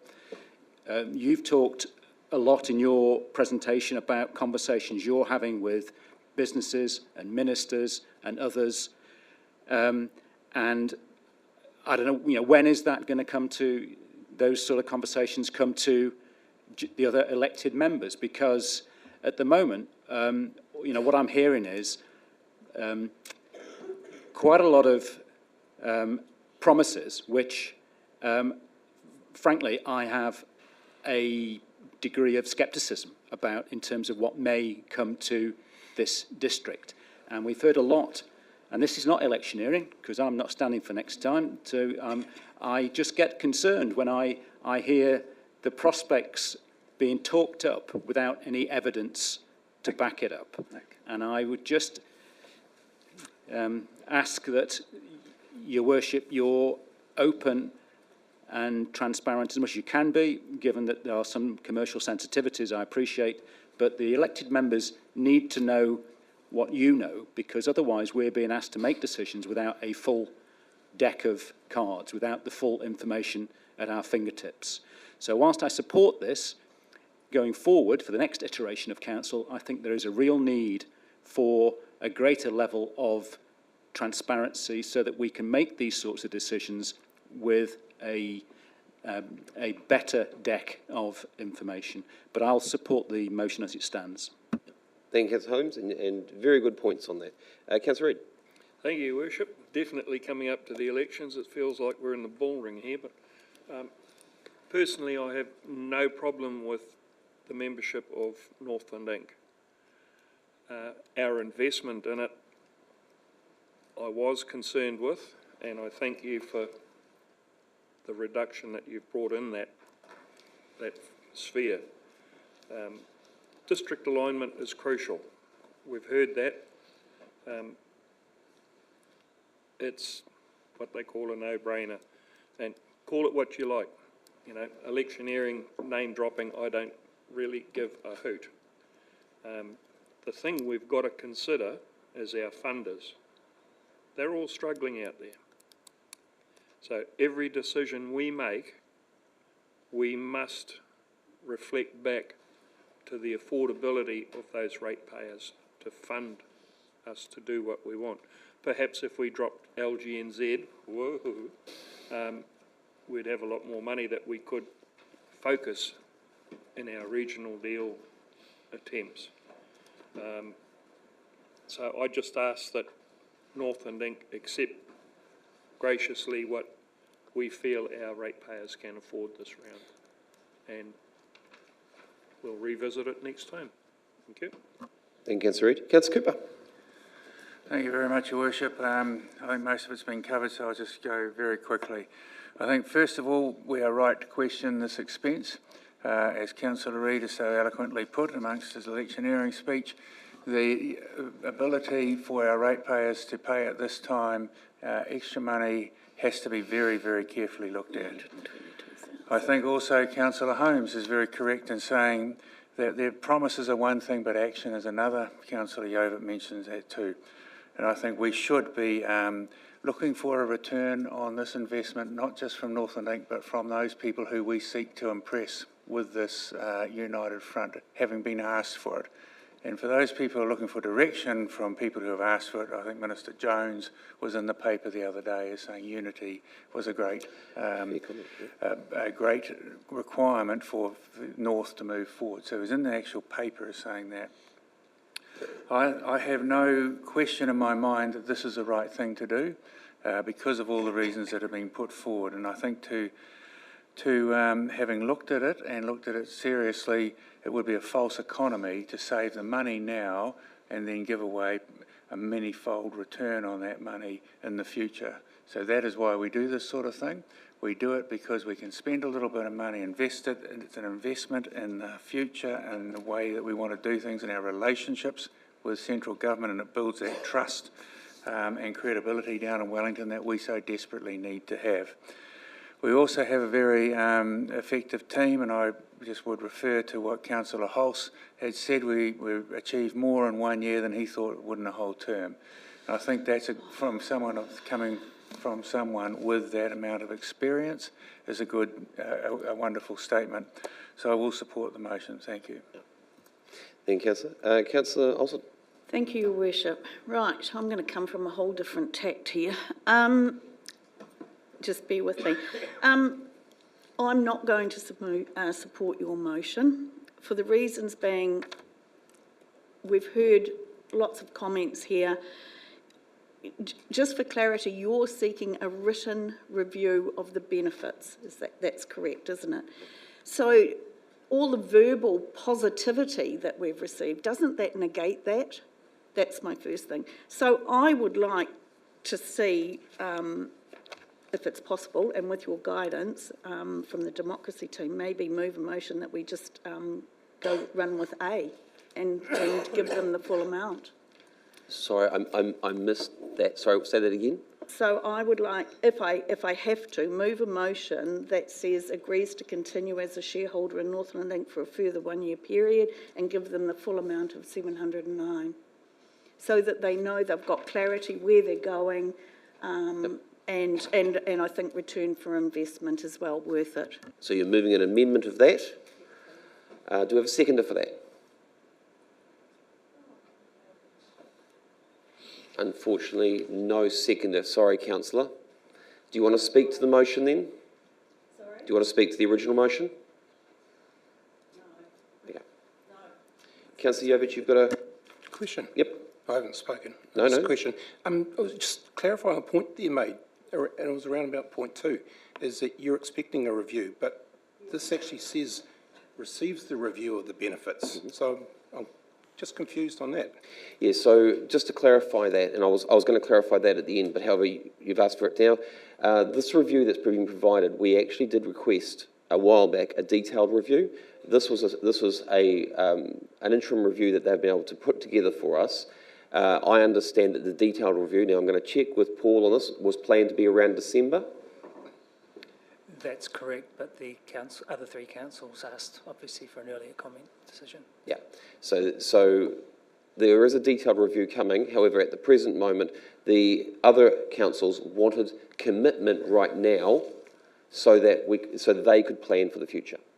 I'm still confused, because shouldn't your amendment said that you will receive a review? No, because the review is still coming. That detailed review is still coming. Okay, I'm just clarifying that. Okay, I mean, I was in favour for this, but because of the lack of information that has come back from the team, I will vote against this.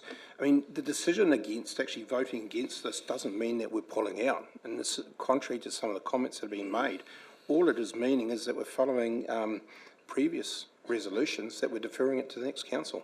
That's all it is. So we're not actually sending any signal that we're pulling out. Thank you. Thank you. I will have my right of reply here. Councillors, look, I appreciate the comments that have been made. There was a lot of questions in there, and I do acknowledge there's a lot of assumptions made, and it is nice, and Councillor Cooper, thank you very much for reminding us again about the article in the paper. It was very clear in that article where Minister Jones did come out and say that it is important for Northland to stay as unity, and absolutely, you are right about that, and thank you for reminding us on that. There's a lot of, Councillor Mackenzie, you highlighted about the optics. You are, again, 100%. That is the reason why J-Reg is specifically asking for us to show our intent, to clearly show we are very much keen to be part of this group. That is the way the motion was written in my part, was to very clearly show we are interested. We've reduced that money because at this present moment, Whangarei's hurting, a lot of ratepayers are hurting, and we need to basically be affordable right now. On saying all of that, the Maritime Festival would not have happened without Northland Inc's funding. The Savour Northland Festival would not have happened without the funding. So, and we've got a request that's come from our education people. This is our schools, because at the present moment, they're looking for international students. And one job that Northland Inc used to do was they used to provide someone going around all the schools around the world getting students to come to New Zealand, international students. And right now, all of the principals or headmasters of those schools are having to do that job.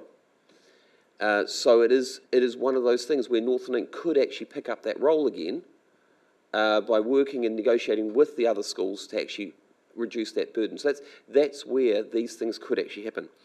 We also have opportunities when we talked about the UNESCO and things like that. There are opportunities for Whangarei, and we need to show very clearly that we're in the camp working together with the other councils for the benefit of Northland. It is all about the benefit of Northland here and making sure that we can get going. And I'm being reassured by Paul that there is going to be a detailed summary coming by December. However, until then, we've got what we've got, and we've got to make this very clear indication going forward. So I encourage you to vote for this motion. Right of reply has been had. All those in favour? Anyone against? Do you want it recorded? No. Councillor Jovic, Councillor Olsen is recorded against. Councillor Holst, you were for it, weren't you? Yep. Thank you. So that's been carried. Thank you, councillors. We're now, and I do apologise again, we're going to be moving on to another item here, another big item, which is item 6.9, which is page 145. Again, we're doing this because we've actually got the people in the room. Thank you, team. Much appreciate your time. Thank you for coming in and being here. We've got a lot of people who have come distances to actually be here for this meeting. So we are trying to accommodate them at the same time. So page 145, which is 6.9, local waters done well, council-controlled organisation. This just to highlight who we've got in the room so that everyone's well aware, we've got David Hawkins from sort of DIA, been appointed by the Minister to help and assist with the Local Waters Done Well, and we have Scott, who's also from DIA. Unfortunately, we've had an apology from Vanessa. She is unable to be here today. That's it, right? So I will move, just to make this kick us off very clearly, I will move item 6.9, and I shall read it. Councillor Reid, you're seconding it. Thank you very much. I will still read it just so that everyone hears it clearly. Approves that that subject to the same confirmation from the Kaipara and the Far North District Councils to work with the two other district councils of Northland to establish an asset-owned council-controlled organisation, CCO, to provide drinking water and wastewater services in Northland. B, that should Far North District Council resolve not to join a regional CCO, then subject to the same confirmation from the Kaipara District Council to work with the Kaipara District Council to establish an asset-owning council-controlled organisation, or CCO, to provide drinking water and wastewater services in Northland. 2, confirms it will continue to provide stormwater services through an in-house business unit. 3, approves the creation of a water services delivery plan where A, water and wastewater services are delivered by a regional CCO.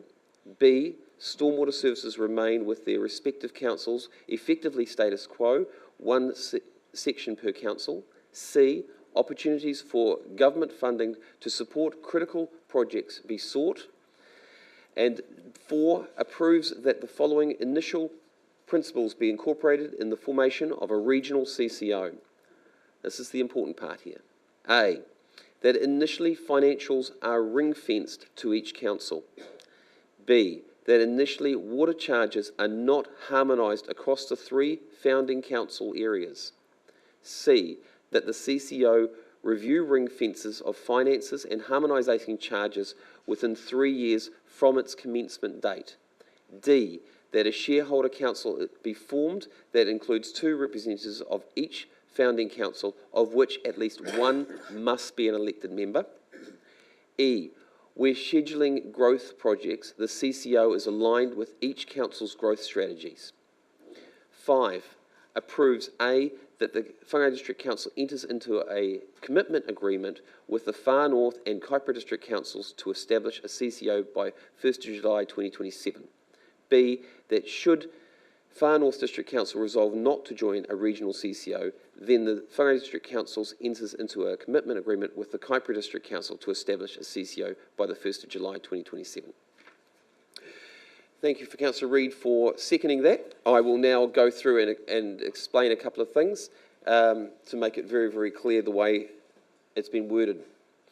We had a very clear indication from our ratepayers when we went out for a survey that there was a need for us to be secured and make sure that Whangarei looks after itself. And let's be honest, Whangarei over the years, over the last 25 years, has done very, very well at looking after their water and sewerage assets, very well. Unfortunately, Far North and Kaipara are not in the same situation, and we all acknowledge that. The agreement that you have here, or the motion that you have here, is word for word to what the 3 councils have signed. So we have had 6 meetings up to date working with the other councils, with Councillor Cooper and Councillor Hulse being in attendance. There are many things that we've discussed and gone over, and going forward, this has actually happened by allowing all 3 councils working together with the shared focus of making sure that water and sewerage is taken care of correctly across the region. We acknowledge full whole that the Kaipara District Council will be putting in a large amount of debt into the asset. We acknowledge that the Far North will be putting a large amount of debt into the asset. Whangarei will be going in a different situation, hence the ring fencing, hence to make sure that the costs stay affordable for our ratepayers. What this does also do is this also takes away the costs from all ratepayers and puts it back down to those who are users of the service. This also, the way this agreement has been set up, there are finer details that we are still working through, such as what the actual final shareholding numbers may be. However, a shareholding council, we are all prepared to work towards, which is two councillors, two people from each council, with it being one being an elected member. We need to make sure that as a region we are working very carefully together. We need to make sure that we are going through the processes. There has also been very clear indications through the meetings that we've had and going forward that there are what we call off-ramps. So if one council feels that there's issues, then there's an off-ramp for those councils to go off. We have, and this is documented quite clearly from the Minister, Simon Watts, making it very, very clear that, and he has said this to all councils around New Zealand, regionally he is wanting services looked after. Very, very clear, and it is documented because you have that documentation. Councillors, we need to be considering about our ratepayers here, and our ratepayers have asked for it to be ring-fenced and to be protected. We are doing that by the way this is worded. The most important thing here is, while ring-fencing, we are also showing that commitment to work together. At this point, I'm going to open it up. Councillor Jovich. Question, Your Worship, and you probably were expecting this given our previous agenda item, and with our DIA in here and the message that has been sent through, is it appropriate that 1B allows Far North to opt out? What kind of message is that sending in terms of regional deals and the like? It's, you know, it just seems to fit, agenda item just seems to work with the flow of the tide or whatever suits. It's just, you know, it's disappointing to see that we've just, that this message is being sent. So why is this message being sent to the government in this way that Far North will walk, could walk? Yeah. And Councillor, you're absolutely right in to raise that, and well and truly to raise that. I will actually let Andrew possibly answer this one as well, and I'll just stay on that.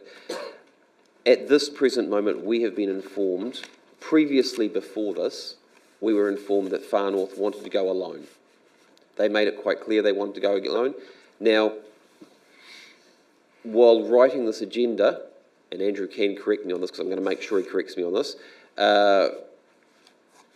we have a commitment from Far North to actually stay with us because they have signed the document. We've also got a commitment from Kaipara to sign because they've signed the document. That doesn't stop one of them from saying, when it comes to their council, because our council is first to go through this, that they may decide to go out. Andrew, anything else you want to add to that? Sorry. Thank you, Mr. Chair. Just to add to that, it's largely a timing issue. So the recommendation from the Local Waters Done Well working group is to form a regional CCA, and as recorded in the report there, it's just that those decisions need to be ratified through council. This paper is looking to ratify that through the Whangarei District Council today. The Kaipara District Council have a similar meeting next week, the 30th, and the Far North on the 31st. So this report is drafted in a way that allows us to form a CCO with the Kaipara and ourselves, subject to the decision on their decision on Wednesday, and with Far North, should they approve on the Thursday, without having to come back through council. The other point out, just to clarify on that, there is a time frame.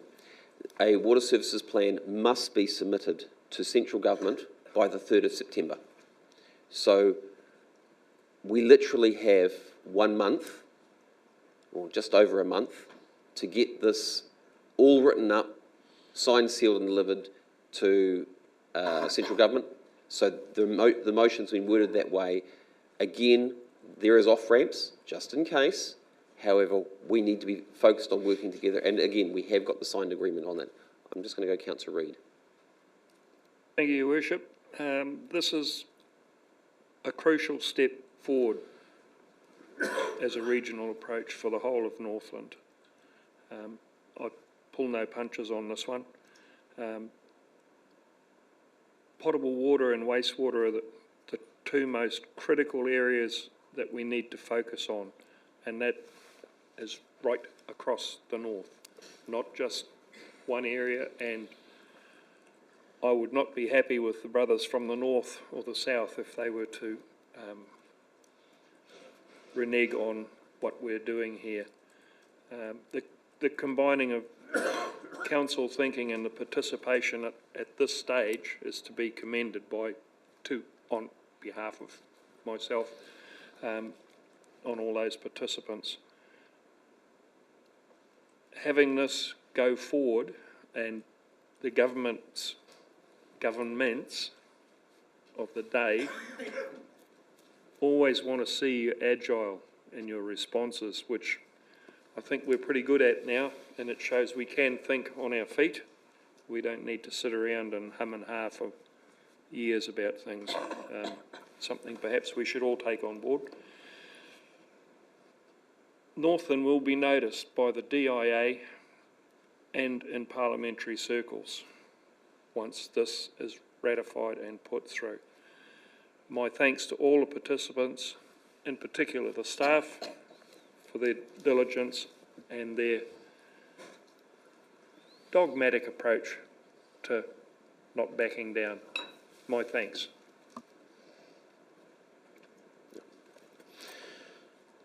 Councillor Cooper. Oh, Councillor Mackenzie, sorry, he got in there just slightly for... Councillor Cooper, okay. Very good. Thank you. Just very quickly, I obviously support this. I've been on the working group, and I echo Councillor Reid's thanks to the staff and the people from DIA and David as well. No one's sure where David comes from, but he always turns up. It's very good, and we've got there. I think the main points to note is that our district interests are protected into this scheme, and our region is united behind it. So it's actually quite a real cool little mix, and I think it is the elegant solution to this problem. We've been clearly directed that we have to come up with one. And I think the other thing that everyone should be very well aware of is that there are now two regulatory bodies that are going to have teeth. The first one is equality, and the second one is on the economics of water. Now, in the past, people have got away with all sorts of things. That's not going to happen any longer, so we have to do something. So I'll leave it at that. Thank you. Thank you, Councillor. Councillor Mackenzie. Thank you. Yeah, I'd just like to acknowledge the work that the working group have put into this, and acknowledge Councillor Hulse. He and I have been sort of suggesting having some kind of working party across council elected members for probably a year and a half, and eventually got there with it, and within the space of probably 4 to 6 meetings, you've managed to come up with an arrangement that is agreeable to everyone. And there have been big compromises from various parties, and I think that's a real tribute to the work that the working group has done and staff in supporting that and guiding through that. This is actually historic, because this is a very long-running issue around waters. We had 3 waters and all of that, and I'm not going to go over all the history, but we ended up with 2 waters here, which is interesting that there's a carve-out of stormwater. I guess that's by the by, and that's difficult to isolate into different districts, because that's not how stormwater works. So yeah, I'm supportive of this, and I just think it's really great that we've managed to find a mix of keeping ownership and local input and local accountability while working as a region and achieving those sort of shared goals that the government have asked us to achieve. Thank you. Thank you, Councillor Mackenzie. Councillor Peters. I also want to Councillor Mackenzie has said most of the things I was going to say, but endorse the work of this long-standing issue. I just want to add that with the frequency of extreme events, some coordinating around stormwater would actually be a good thing. Thank you. And also very good points. Just to highlight on stormwater, we do have the coordinated effort with civil defence as well, so as a region. Okay. Any other comments, questions, concerns? I will have the right of reply, and I just want to say, and it's already been stated here, and I don't think it's been stated strong enough. However, I really do need to say it. Scott, well done for hanging in with us and working with us. Please pass on regards to Vanessa as well. I know she's not able to be here today. And also to the other team that you've brought along with you from time to time. Having DIA working with the three councils has actually been vital, absolutely vital. David, I know your past life as a previous mayor of Papakura, also involved with the water care, and also you've brought in a lot of valuable experience there and guided the three councils through some quite complex discussions to make sure that each council had their voice at the table, because I know that when you were involved with creating the water care model that you've now got, the initial model, there was these very similar discussions that you were having then.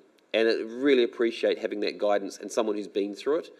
So well done. Thank you very much again for taking the time. And the pair of you coming up here for these meetings, you don't have to do it, you've done it. So thank you for showing your face and thank you for being here. Very much so about that. Andrew and Alan, they have been working very, very hard behind the scenes. I know that Andrew's had many sleepless nights and songs with Alan. We had one meeting where Alan had worked till about, I think he said to us, midnight on a PowerPoint presentation that he wanted to, of latest data that he wanted to go with finances through to us, which was greatly received by the working group as well. So it's the time and energy that these guys have put in is really superb. To the other working group guys, Councillor Cooper and Councillor Hulse, again, with being both are from Bream Bay, I don't know whether it's got something to do with Bream Bay or not, but both of them were actually quite, proactive and collegial in making sure that the voice of Whangarei was quite clearly heard and was made sure that we also could work together with the other parties. So I really appreciate that. As the chair of that group, it's been actually superb working with all the people on there. And I do acknowledge that full-heartedly. So thank you very much, and thank you for the elected members who did acknowledge that as well. This is quite a historic moment for Whangarei, and it's actually about going the next step. From here on, you've got Kaipara and Far North, and then we've got the 3rd of September. So there is a lot of work still to be done. Right of reply has been had. All those in favour? Any opposed? Carried. Thank you very much. Appreciate your time. Well done to everyone. Councillor Mackenzie. I'll just move to the next one. Thanks, Your Worship. We're going to go on to 6.2. Yes, we were. Thank you for that. And 6.2, once again, guys, travel safely. I don't know if you're hanging around for a bit. No? Okay. 6.2, which is on page 65. Your Worship, just... Yes, Councillor Hulse. Goes. Sorry, I missed that, Councillor Hulse.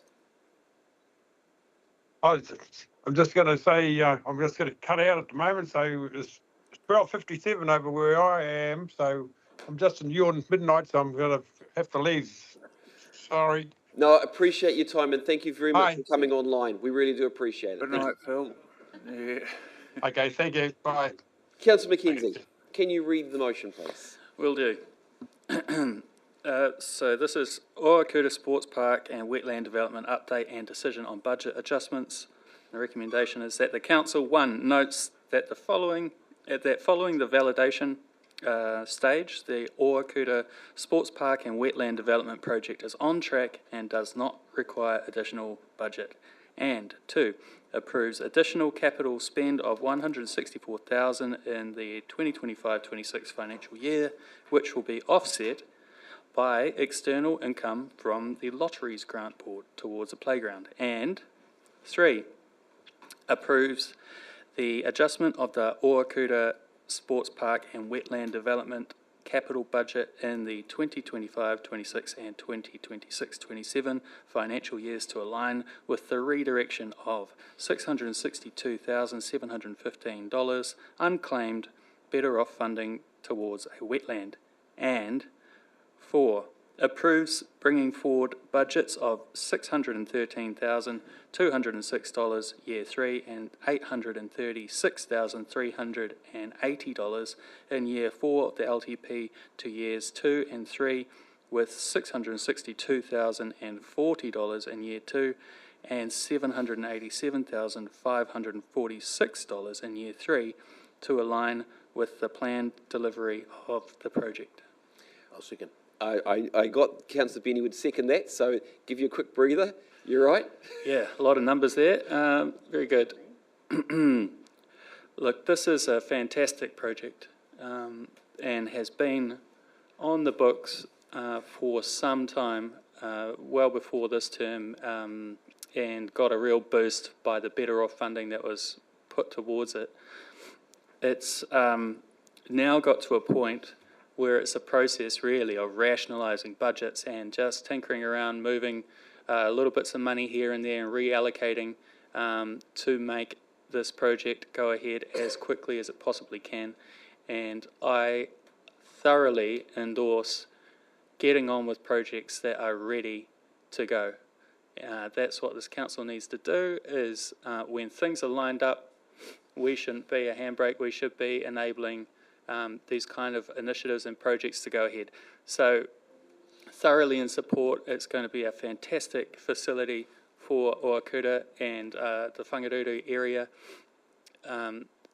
Sports grounds, playground, hard courts and flood protection with a totally amazing regenerating wetland area. What a fantastic project, and something that isn't actually going to cost the council anything more than what is already allocated within the budgets, just a little bit of shuffling around. Fantastic, 100% support this. Thank you, Councillor Mackenzie, and I can hear the passion in your voice. Councillor Benny. Yeah, again, I fully support it and I've seconded it. I'm really pleased to have been part of this right from the start, which was about 4 or so years ago when some better off funding was promised through the Three Waters debacle. We managed to leap into that. I want to give some thanks to the previous staff member, Shelley Wharton, who led this this proposal and others with the better off funding. And I was really happy to work with her to get a significant amount of funding for an area that has typically missed out for a long, long time. This is significant investment in an area which will give a huge amount of pride to them. I believe Aaron was involved in the original process as well. It was quite a controversial process at the time, but I think we'll see now that real progress for a community area that wants a bit of love and will give them a whole heap of pride. And I just point to this sports park as one of the areas previously with the alcohol ban. I think it's a really good result for them. We'll have a wetlands, hard courts and playgrounds where you will not be allowed to sit and drink alcohol, and I think that is a really good result. Thank you, Councillor Benny. More passion, Councillor Connor. Thank you. Yeah, no, full support for this project and moving things around to get it actually achieved. This is a space that shows what we can do in these rural areas that need that extra TLC, because we centralize a lot of our things into the inner city. It's great to see playgrounds being put into rural areas, as we had highlighted the other day in one of the other meetings, about actually providing these spaces so people don't have to track all the way across the district to get to inner city playground and whatnot. It's really cool to see the wetland being able to deal with some of the issues that are going to be coming out there as well as providing really cool educational space, including the sports grounds too. Councillor Peters.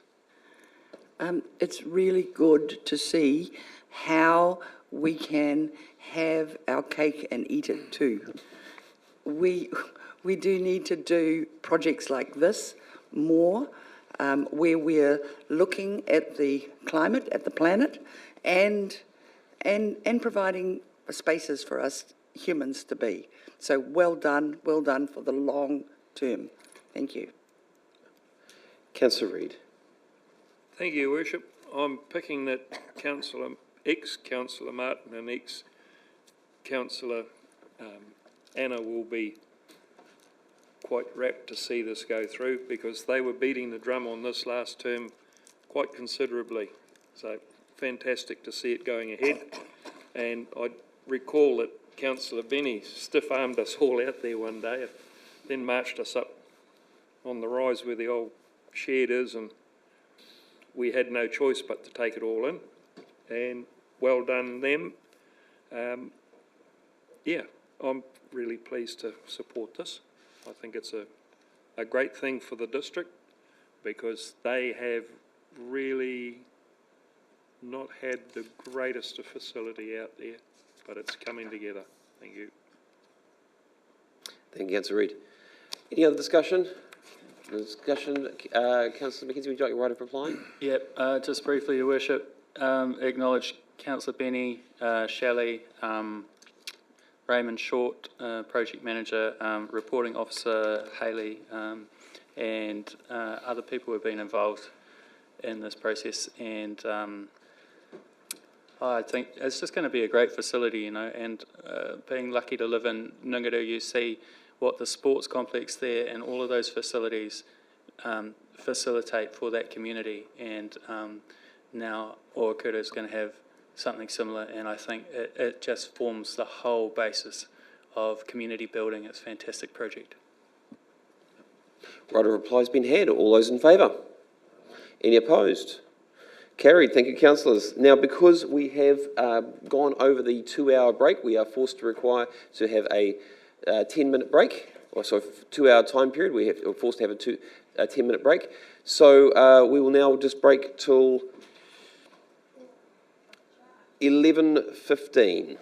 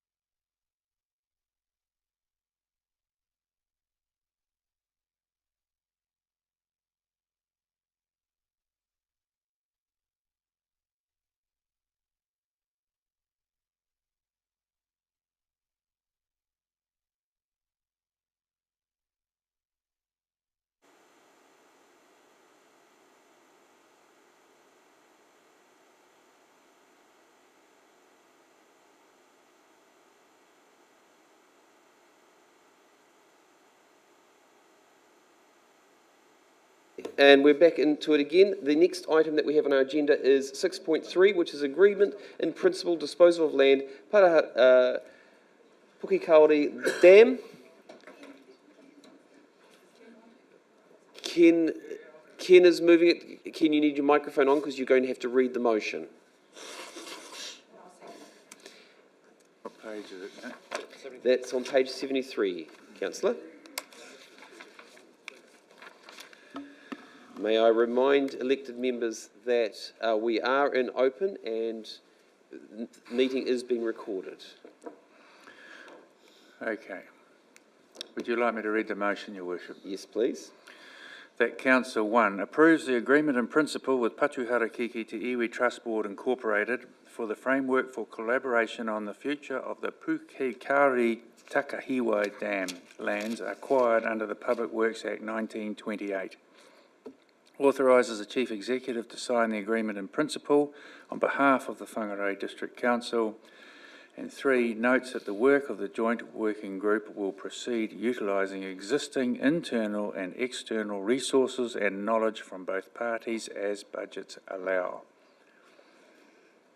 Thank you. And we've got Councillor Peters, you've seconded that. Councillors, I just need, before Councillor Cooper kicks off, I just need to acknowledge that we've got Andrew there, and he's got, sorry, I missed the name, sorry, 2 seconds. Julianne with them from Patuharakiki. Yeah. Councillor Cooper. Thank you very much, Your Worship. This is something that has been in the pipeline for many, many years. It is a great example of working together to get an outcome, albeit taking longer than it should have. I think that the manner in which these activities have been conducted is a credit to all parties, and I thank you for that. And if you would take that back to the Patuharakiki Trust Board as well, Julianne.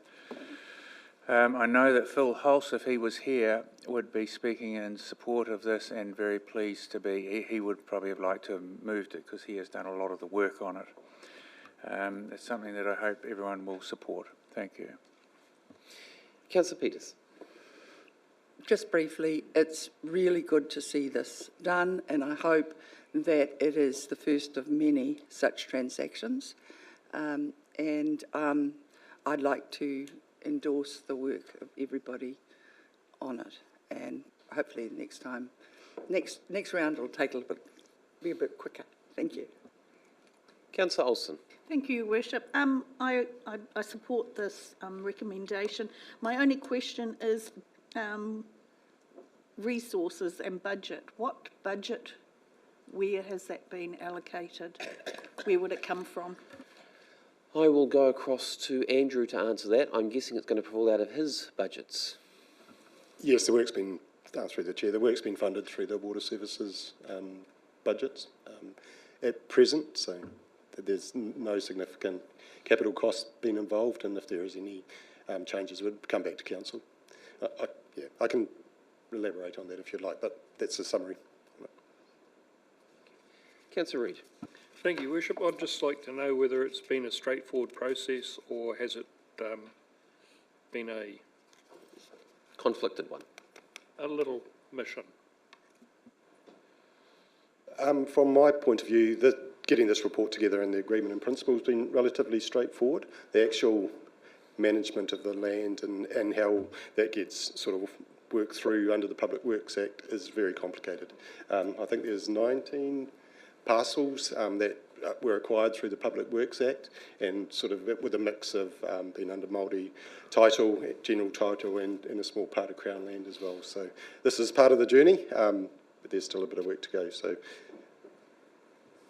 did you want to? Oh, kia ora mai tātou, and thank you for the opportunity to tautoko Andrew in this agenda item today. As Andrew said, what this does is basically formally lock in a work plan. This has sort of oscillated back and forth over the last couple of decades. We've been talking about this for a long time, but now we sort of have a roadmap. This allows us to have a roadmap to follow. And as Andrew said, there are other parties involved going forward, the Māori Land Court and Public Works activities. So this is not the end of the process, but we've got a clear roadmap going forward. And Patuhara Keke's and the whānau involvement has been, funded by Te Mana o Te Wai and other funding that we have under the Trust Board. So we're anticipating that this is a really important step, but it will continue, and the foundations have been set for a really good process going forward. Kia ora. Thank you. Councillor Reid? I'll speak very briefly, Your Worship. Mainly a thanks to Andrew and Patuhara Keke and any other of the 19 parties who were involved in it. I thank them very much. Councillor Connor. Thank you. Yeah, no, support the agenda item. In regards to the dam itself, where is that? Obviously, this is to be set up along it. Where is that going to be coming back to the council or in this agreement? Just so. From my question is around the fact that we've had. If we give the land back, it needs to be in a suitable standard to be able to be looked after, either by returning it back to its original state or managed to ensure safety. Yeah, Councillor, that actually has been answered previously. I'm trying to grasp the actual question on that one. So, Andrew, are you understanding what's been asked? I think I do. Is the question about what happens to the dam structure itself through this discussion? So is still a piece of work that's included in this agreement in principle. Currently there is an embankment there that's retaining water, and you're right, there is a safety obligation on council to make sure that remains safe. That needs to be part of the discussion. If it was handed back, we would probably need to decommission the dam and lower it so that it's in a safe level. But again, those things need to be talked through, because there are some intrinsic values now that are held within that water source. It's quite a nice natural environment. So that's been sort of considered in the way that the agreement's been drafted. There's still work to do on that. Yeah, precisely what he was saying. But what I was questioning was how far along is that within discussions? Or is this kind of at the beginning of that discussion, or are we partway through? It's the beginning of that discussion. Thank you. Councillor Mackenzie, Councillor Cooper, would you like your right reply? No, thank you, Your Worship. I think it's straightforward, and congratulate everyone involved. Okay. Right reply has been had. All those in favour? Any opposed? Carried. Thank you, councillors. We'll now move on to item 6.4, which is on page 89. This is the extension contract, roadside refuge and recycling collection and transfer station. I believe that Councillor Reid is moving it. Oh, you can do it. Yep, I'm happy to. Okay, Councillor Benny is moving it. Yeah, in the absence of nobody else, I'll move it.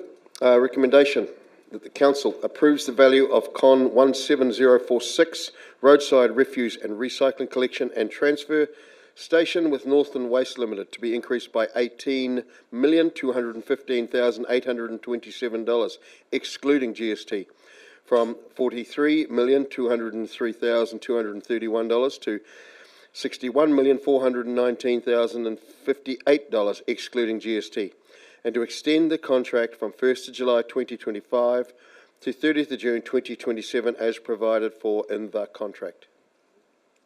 And Councillor Reid, were you seconding that? Yep. Yep, very briefly, I think the agenda item is clear. I am in awe of the job that these guys do. They have had some horrendous weather. They are, without fail, they turn up, do the job, and do one hell of a good job. No road cones, not a thing to be seen. And their health and safety record, as stated in there, is very good. So yeah, I with pleasure I look at these are big numbers, but this is an important job that the council do, and I think that these guys are performing very, very well. Yeah. Thank you for highlighting that. Actually, very good points, Councillor Peters. I'm not speaking against this, but I have had complaints and have seen that roadside rubbish gets spread with our current system. and I've had complaints about it. I recommend that over time we look at wheelie bins so that we don't have this, because of course then we have Councillor Connop having to go along picking up all that rubbish. It's not, or someone else, and it doesn't look good. Thank you. Point's been made. Councillor Connop. Thank you. Just a question first of all. It's kind of in relation to what Carol's just said, but on the flip side of it is where the truck is travelling down the road and people have seen cardboard, plastic bottles flying out of the trucks. I have raised this previously and I forgot to send an email about it, but have we spoken with the group to attempt to ensure that this is lessened? I know there's small times are going to happen, but it's constant as well. Very good question. I believe the team have actually been talked to about that. However, I'm going to see Ross and Jim. I'm not too sure who's going to speak to that question. Through the chair. Yes, we have spoken to them. There's quite a problem with trucks when they're driven down the road. The force of wind back into the body cause circulation and things can blow out. We've had a look through it. There's a little trapdoor being added to the truck that they need to close. So long as the team's closing that door, the litter should be minimal that escapes from the vehicle. Northland Waste have been very responsive. We had some complaints about Whangarei Road last week, so they actually went out with a team of guys and cleaned up the whole road, not just where the claim was. They went through and right through. So they're taking their actions very, very seriously. Awesome.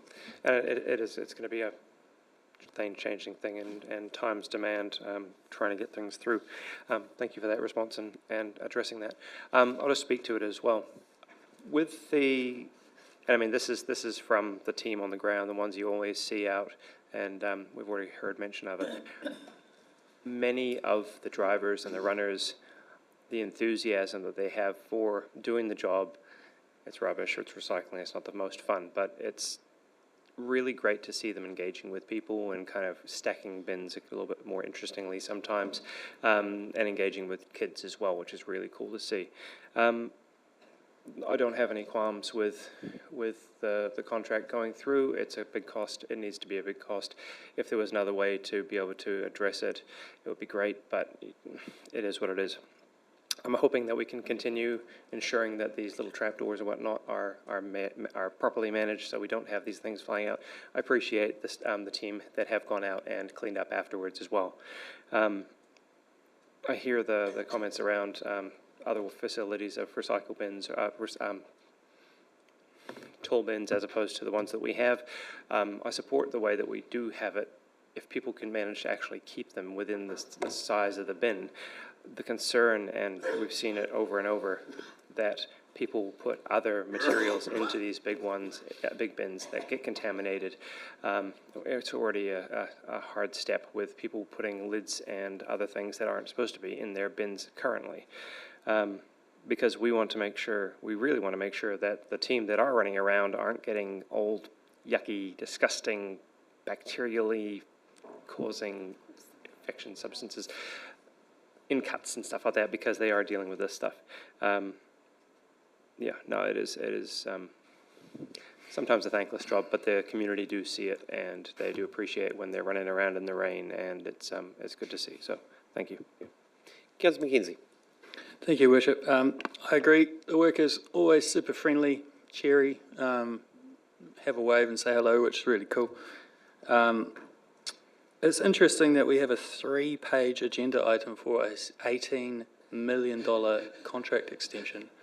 I mean, no briefing, no workshop, no discussion, just 3 pages and continue status quo. Thank you very much. And I guess maybe it's as simple as a testament to the good work that's being done, but it is an awful lot of money and there's not that much scrutiny. So just acknowledge that. I don't know how to improve our recycling in this district, and I know that recycling isn't the best system for reducing waste because the plastic industry and plastic waste is a global issue, right? But I do know that, well, I just searched, and our recycling rates are around, and I could be wrong, but about 20% of the refuse, and then 80% goes to landfill. Whereas in Wales, 65.7% recycling. So there's a lot that can be done in this space, and I think it's a shared effort. It leads on to the next item as well, the waste minimisation, management minimisation. It's council's role, it's the contractor's role, it's education, and it's just continual improvement. For example, you know, like we don't have paper bins. So cardboard and paper, that's an obstacle for people. You have to find a box every time to put something in. Just like simple stuff that actually facilitates a good recycling outcome for the district. I think there's a lot of room for improvement. And so while I support the workers and what they do, I just think in a systems level, we've got to do better.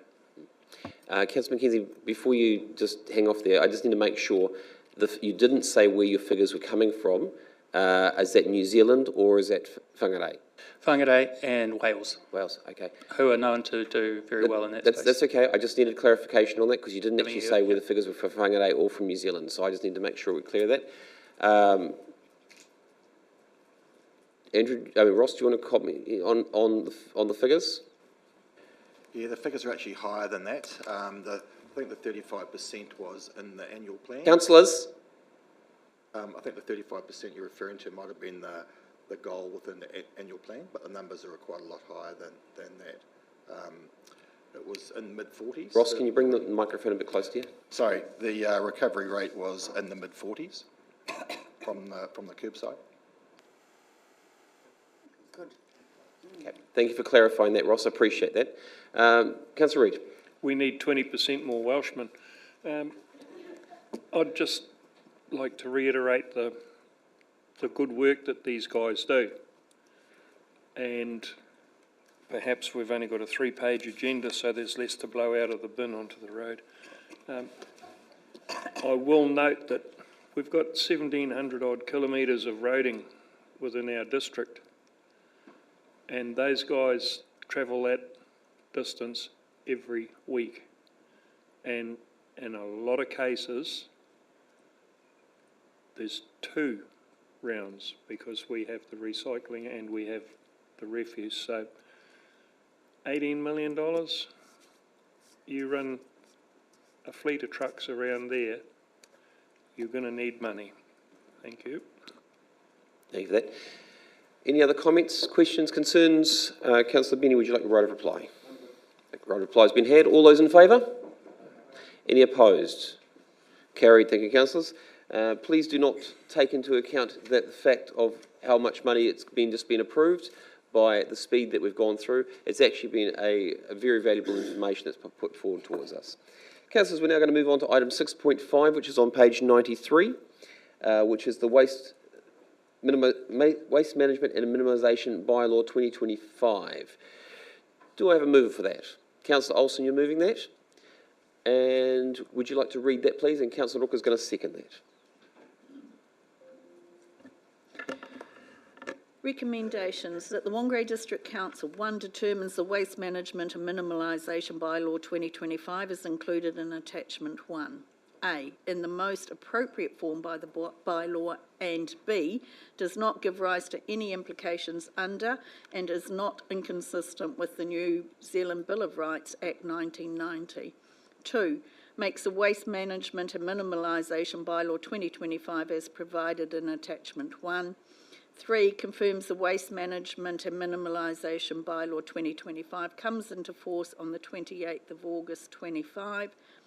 4, delegates all its responsibilities, duties and powers under the Waste Management and Minimisation Bylaw to the Chief Executive, except the power to A, approve control under Clause 11, B, sets fees, C, makes a decision for which a council resolution is required, and D, hear and decided on any appeal process. 5, authorises the Chief Executive to make any minor edits or amendments to the Waste Management and Minimalisation bylaw to correct any spelling errors or make typographical errors and/or to reflect decisions made by the council at this meeting. Thank you, councillor. And as it's been seconded by councillor Ruka, would you like to speak to it? No, I'm reading through it. I think there's quite a bit of reading, but I think it's quite explanatory. So no, I'll reserve. Thank you. Okay, councillor Jovich. Sorry, not being picky or anything, it's probably my hearing. It did sound as if that came out as minimisation, not minimisation. So just in terms of the... Thank you for the correction. I'm sure the councillor will be aware of that for next time. Thank you very much for that. Anyway, councillor Connop. Please, councillors. Thank you. Just following on from the last one, it says, the better that everybody can deal with their own waste, the less we have to deal with this. Unfortunately, we have to have this thing in place to deal with the situations where people are fly tipping, are using public facilities as their personal waste bins, and so many other little bits and pieces. Enforcing these is also difficult considering we have to have the evidence on hand, be seen or whatnot to actually get things dealt with.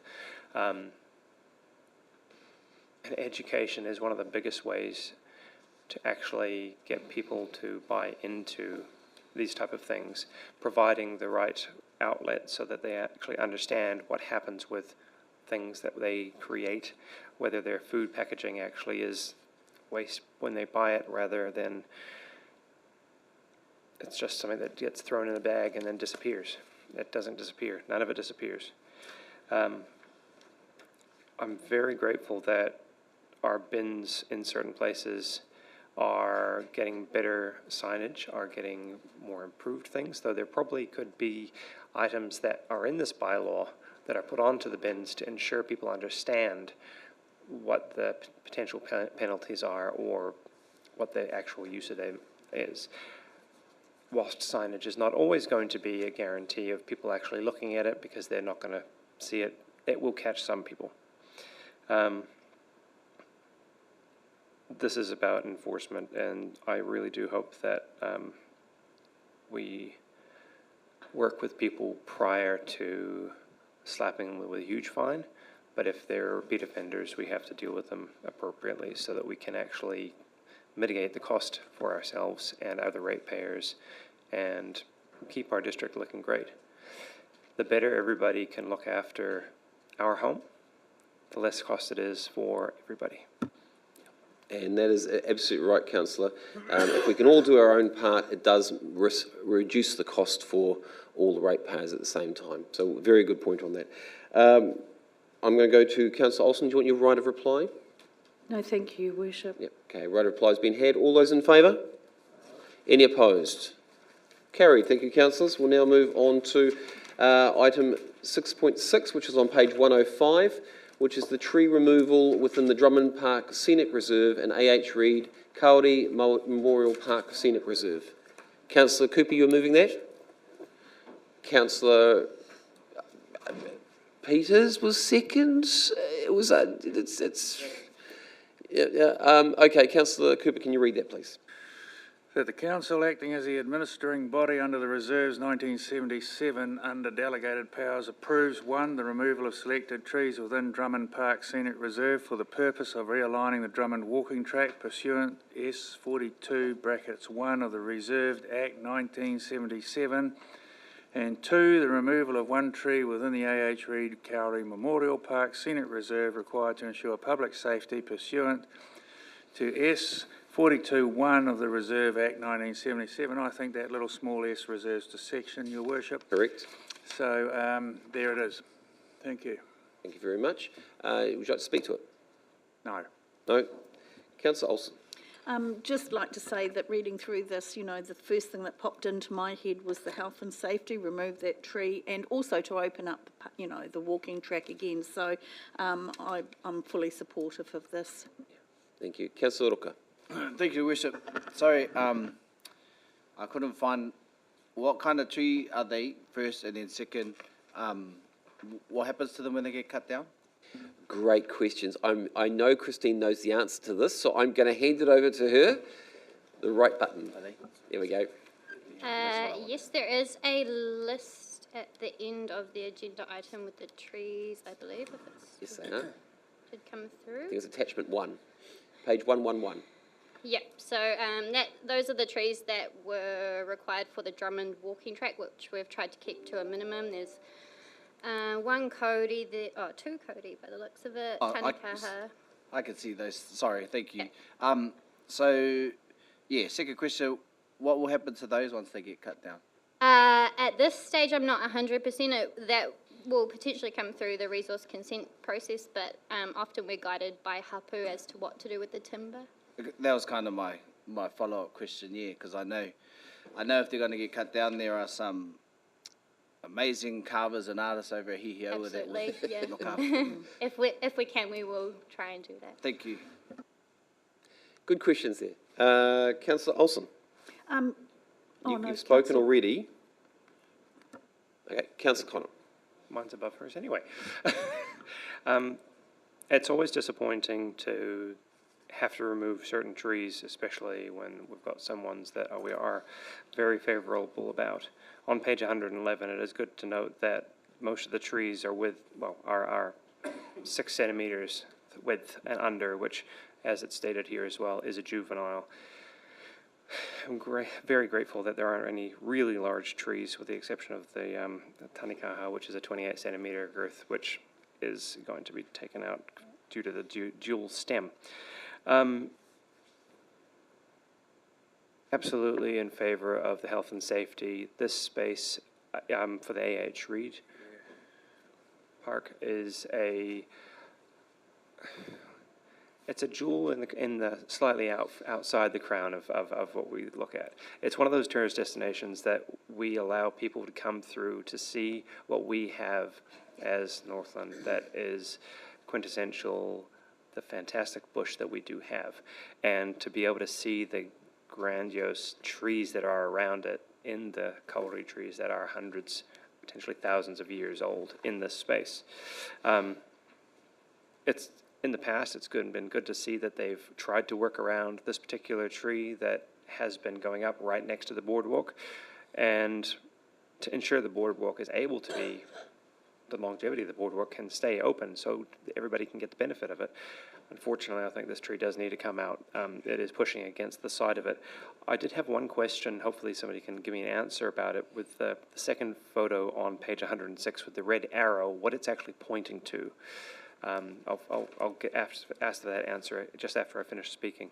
With the amount of people that have been desiring to get back up the many tracks we have around Parihaka and all that area, and we are unable to easily deal with the road up to the top, getting the other track open is going to be really high on people's bucket list. To actually, they want to go out, they want to exercise, they want to trek this mountain, and the trees that are going to be removed, you do have to deal with that to actually let people through. And from what I've seen of the tracks in the other areas and the upgrades to the paths that will be going around kauri trees and whatnot, they've done exemplary work to ensure their survival as well as our enjoyment, which is great. If I can get an answer about that red arrow, I don't know what it's pointing at. It's pointing to the walkway. However, I'm going to double check with Christine. Yes, apologies. It looks like the arrow's shifted slightly when I've potentially moved the photos around, not realising, but I was pointing to the bit where it's kind of going into the walk from another angle. So if you look a bit further down on the photo, just a bit down on the arrow, you'll see it coming across. Yeah, I can see where it is, but I was just wondering, is that something else that is? Thank you very much. And unfortunately, transposing documents, arrows tend to move. We acknowledge that. But thank you very much for highlighting it. And yes, highlighting the fact that we have had a lot of people asking about the Drummond track. Even Chair Crawford has been asking about the Drummond track. He asked about it yesterday. Where was it up to? And I said it's coming to an agenda item this week.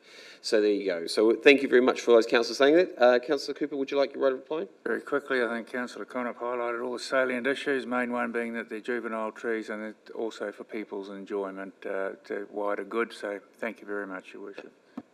Right reply's been had. All those in favour? Anyone opposed? Carried. Councillors, we'll now move on to item 6.8, which is on page 135. I know that Councillor Reid is probably going to move this one, and Councillor Olsen is seconding it. Councillor Reid, could you read that out? With pleasure, Your Worship. Recommendations that the Council 1 approves the temporary closure of the following roads to ordinary traffic for the Northland Car Club Motorsport Event Series, September to October 2025, on the following dates in accordance with section 342. Councillor Cooper, you started this, in brackets 1 in brackets B, and Schedule 10, Clause 11 of the Local Government Act 1974. Sunday, 14th of September 2025, Doctors Hill Road from the intersection of Mountfield Road to 400 metres from State Highway 1. Period of closure, 8 a.m. to 5:30 p.m. Sunday, the 5th of October 2025, Syme Road from the intersection with Marsden Point Road to 100 metres from the intersection with Te One Street. Kepa Road, complete closure. Period of closure, 8 a.m. to 5:30 p.m. Approves the temporary closure of the side roads off the roads to be closed for up to 100 metres from the intersection for safety purposes. Delegates to the Chair of Infrastructure Committee and General Manager, Transport and Community Infrastructure the power to give public notice of these proposed temporary closures, to consider any objections and to either approve, cancel or amend any or all of the temporary road closures if applicable. Thank you, Councillor Reid. It's been seconded by Councillor Olsen. Councillor Reid, you want to speak to it? Just briefly, Your Worship, these guys do a lot of fundraising and they get out and do these events. They're a great bunch of guys. And girls. And they're not getting any younger. I can attest to that by looking at who has signed off this letter, Paul Rogers. He's no spring chicken. They make sure they carry all the appropriate insurances, etc., etc. So well done them, and let's have a blast. Any other discussion, comments? Alana, thank you very much for bringing it as always. Appreciate you coming in and bringing these items in, because I know the team, the rally team, actually love working with you and your team to get the events coming through. So thank you very much for bringing it through to the council today. Councillor Reid, would you like to write a reply? Thank you. No, right reply has been had. All those in favour? Any opposed? Carried. Thank you, councillors. My next point here is we'll now move into public exclusion. I'll move that. Do we have a seconder? Councillor Holmes is seconding that. All those in favour? Yeah, any opposed? Carried. Thank you, councillors. We'll now move into public exclusion. And will we require time for the team to move things?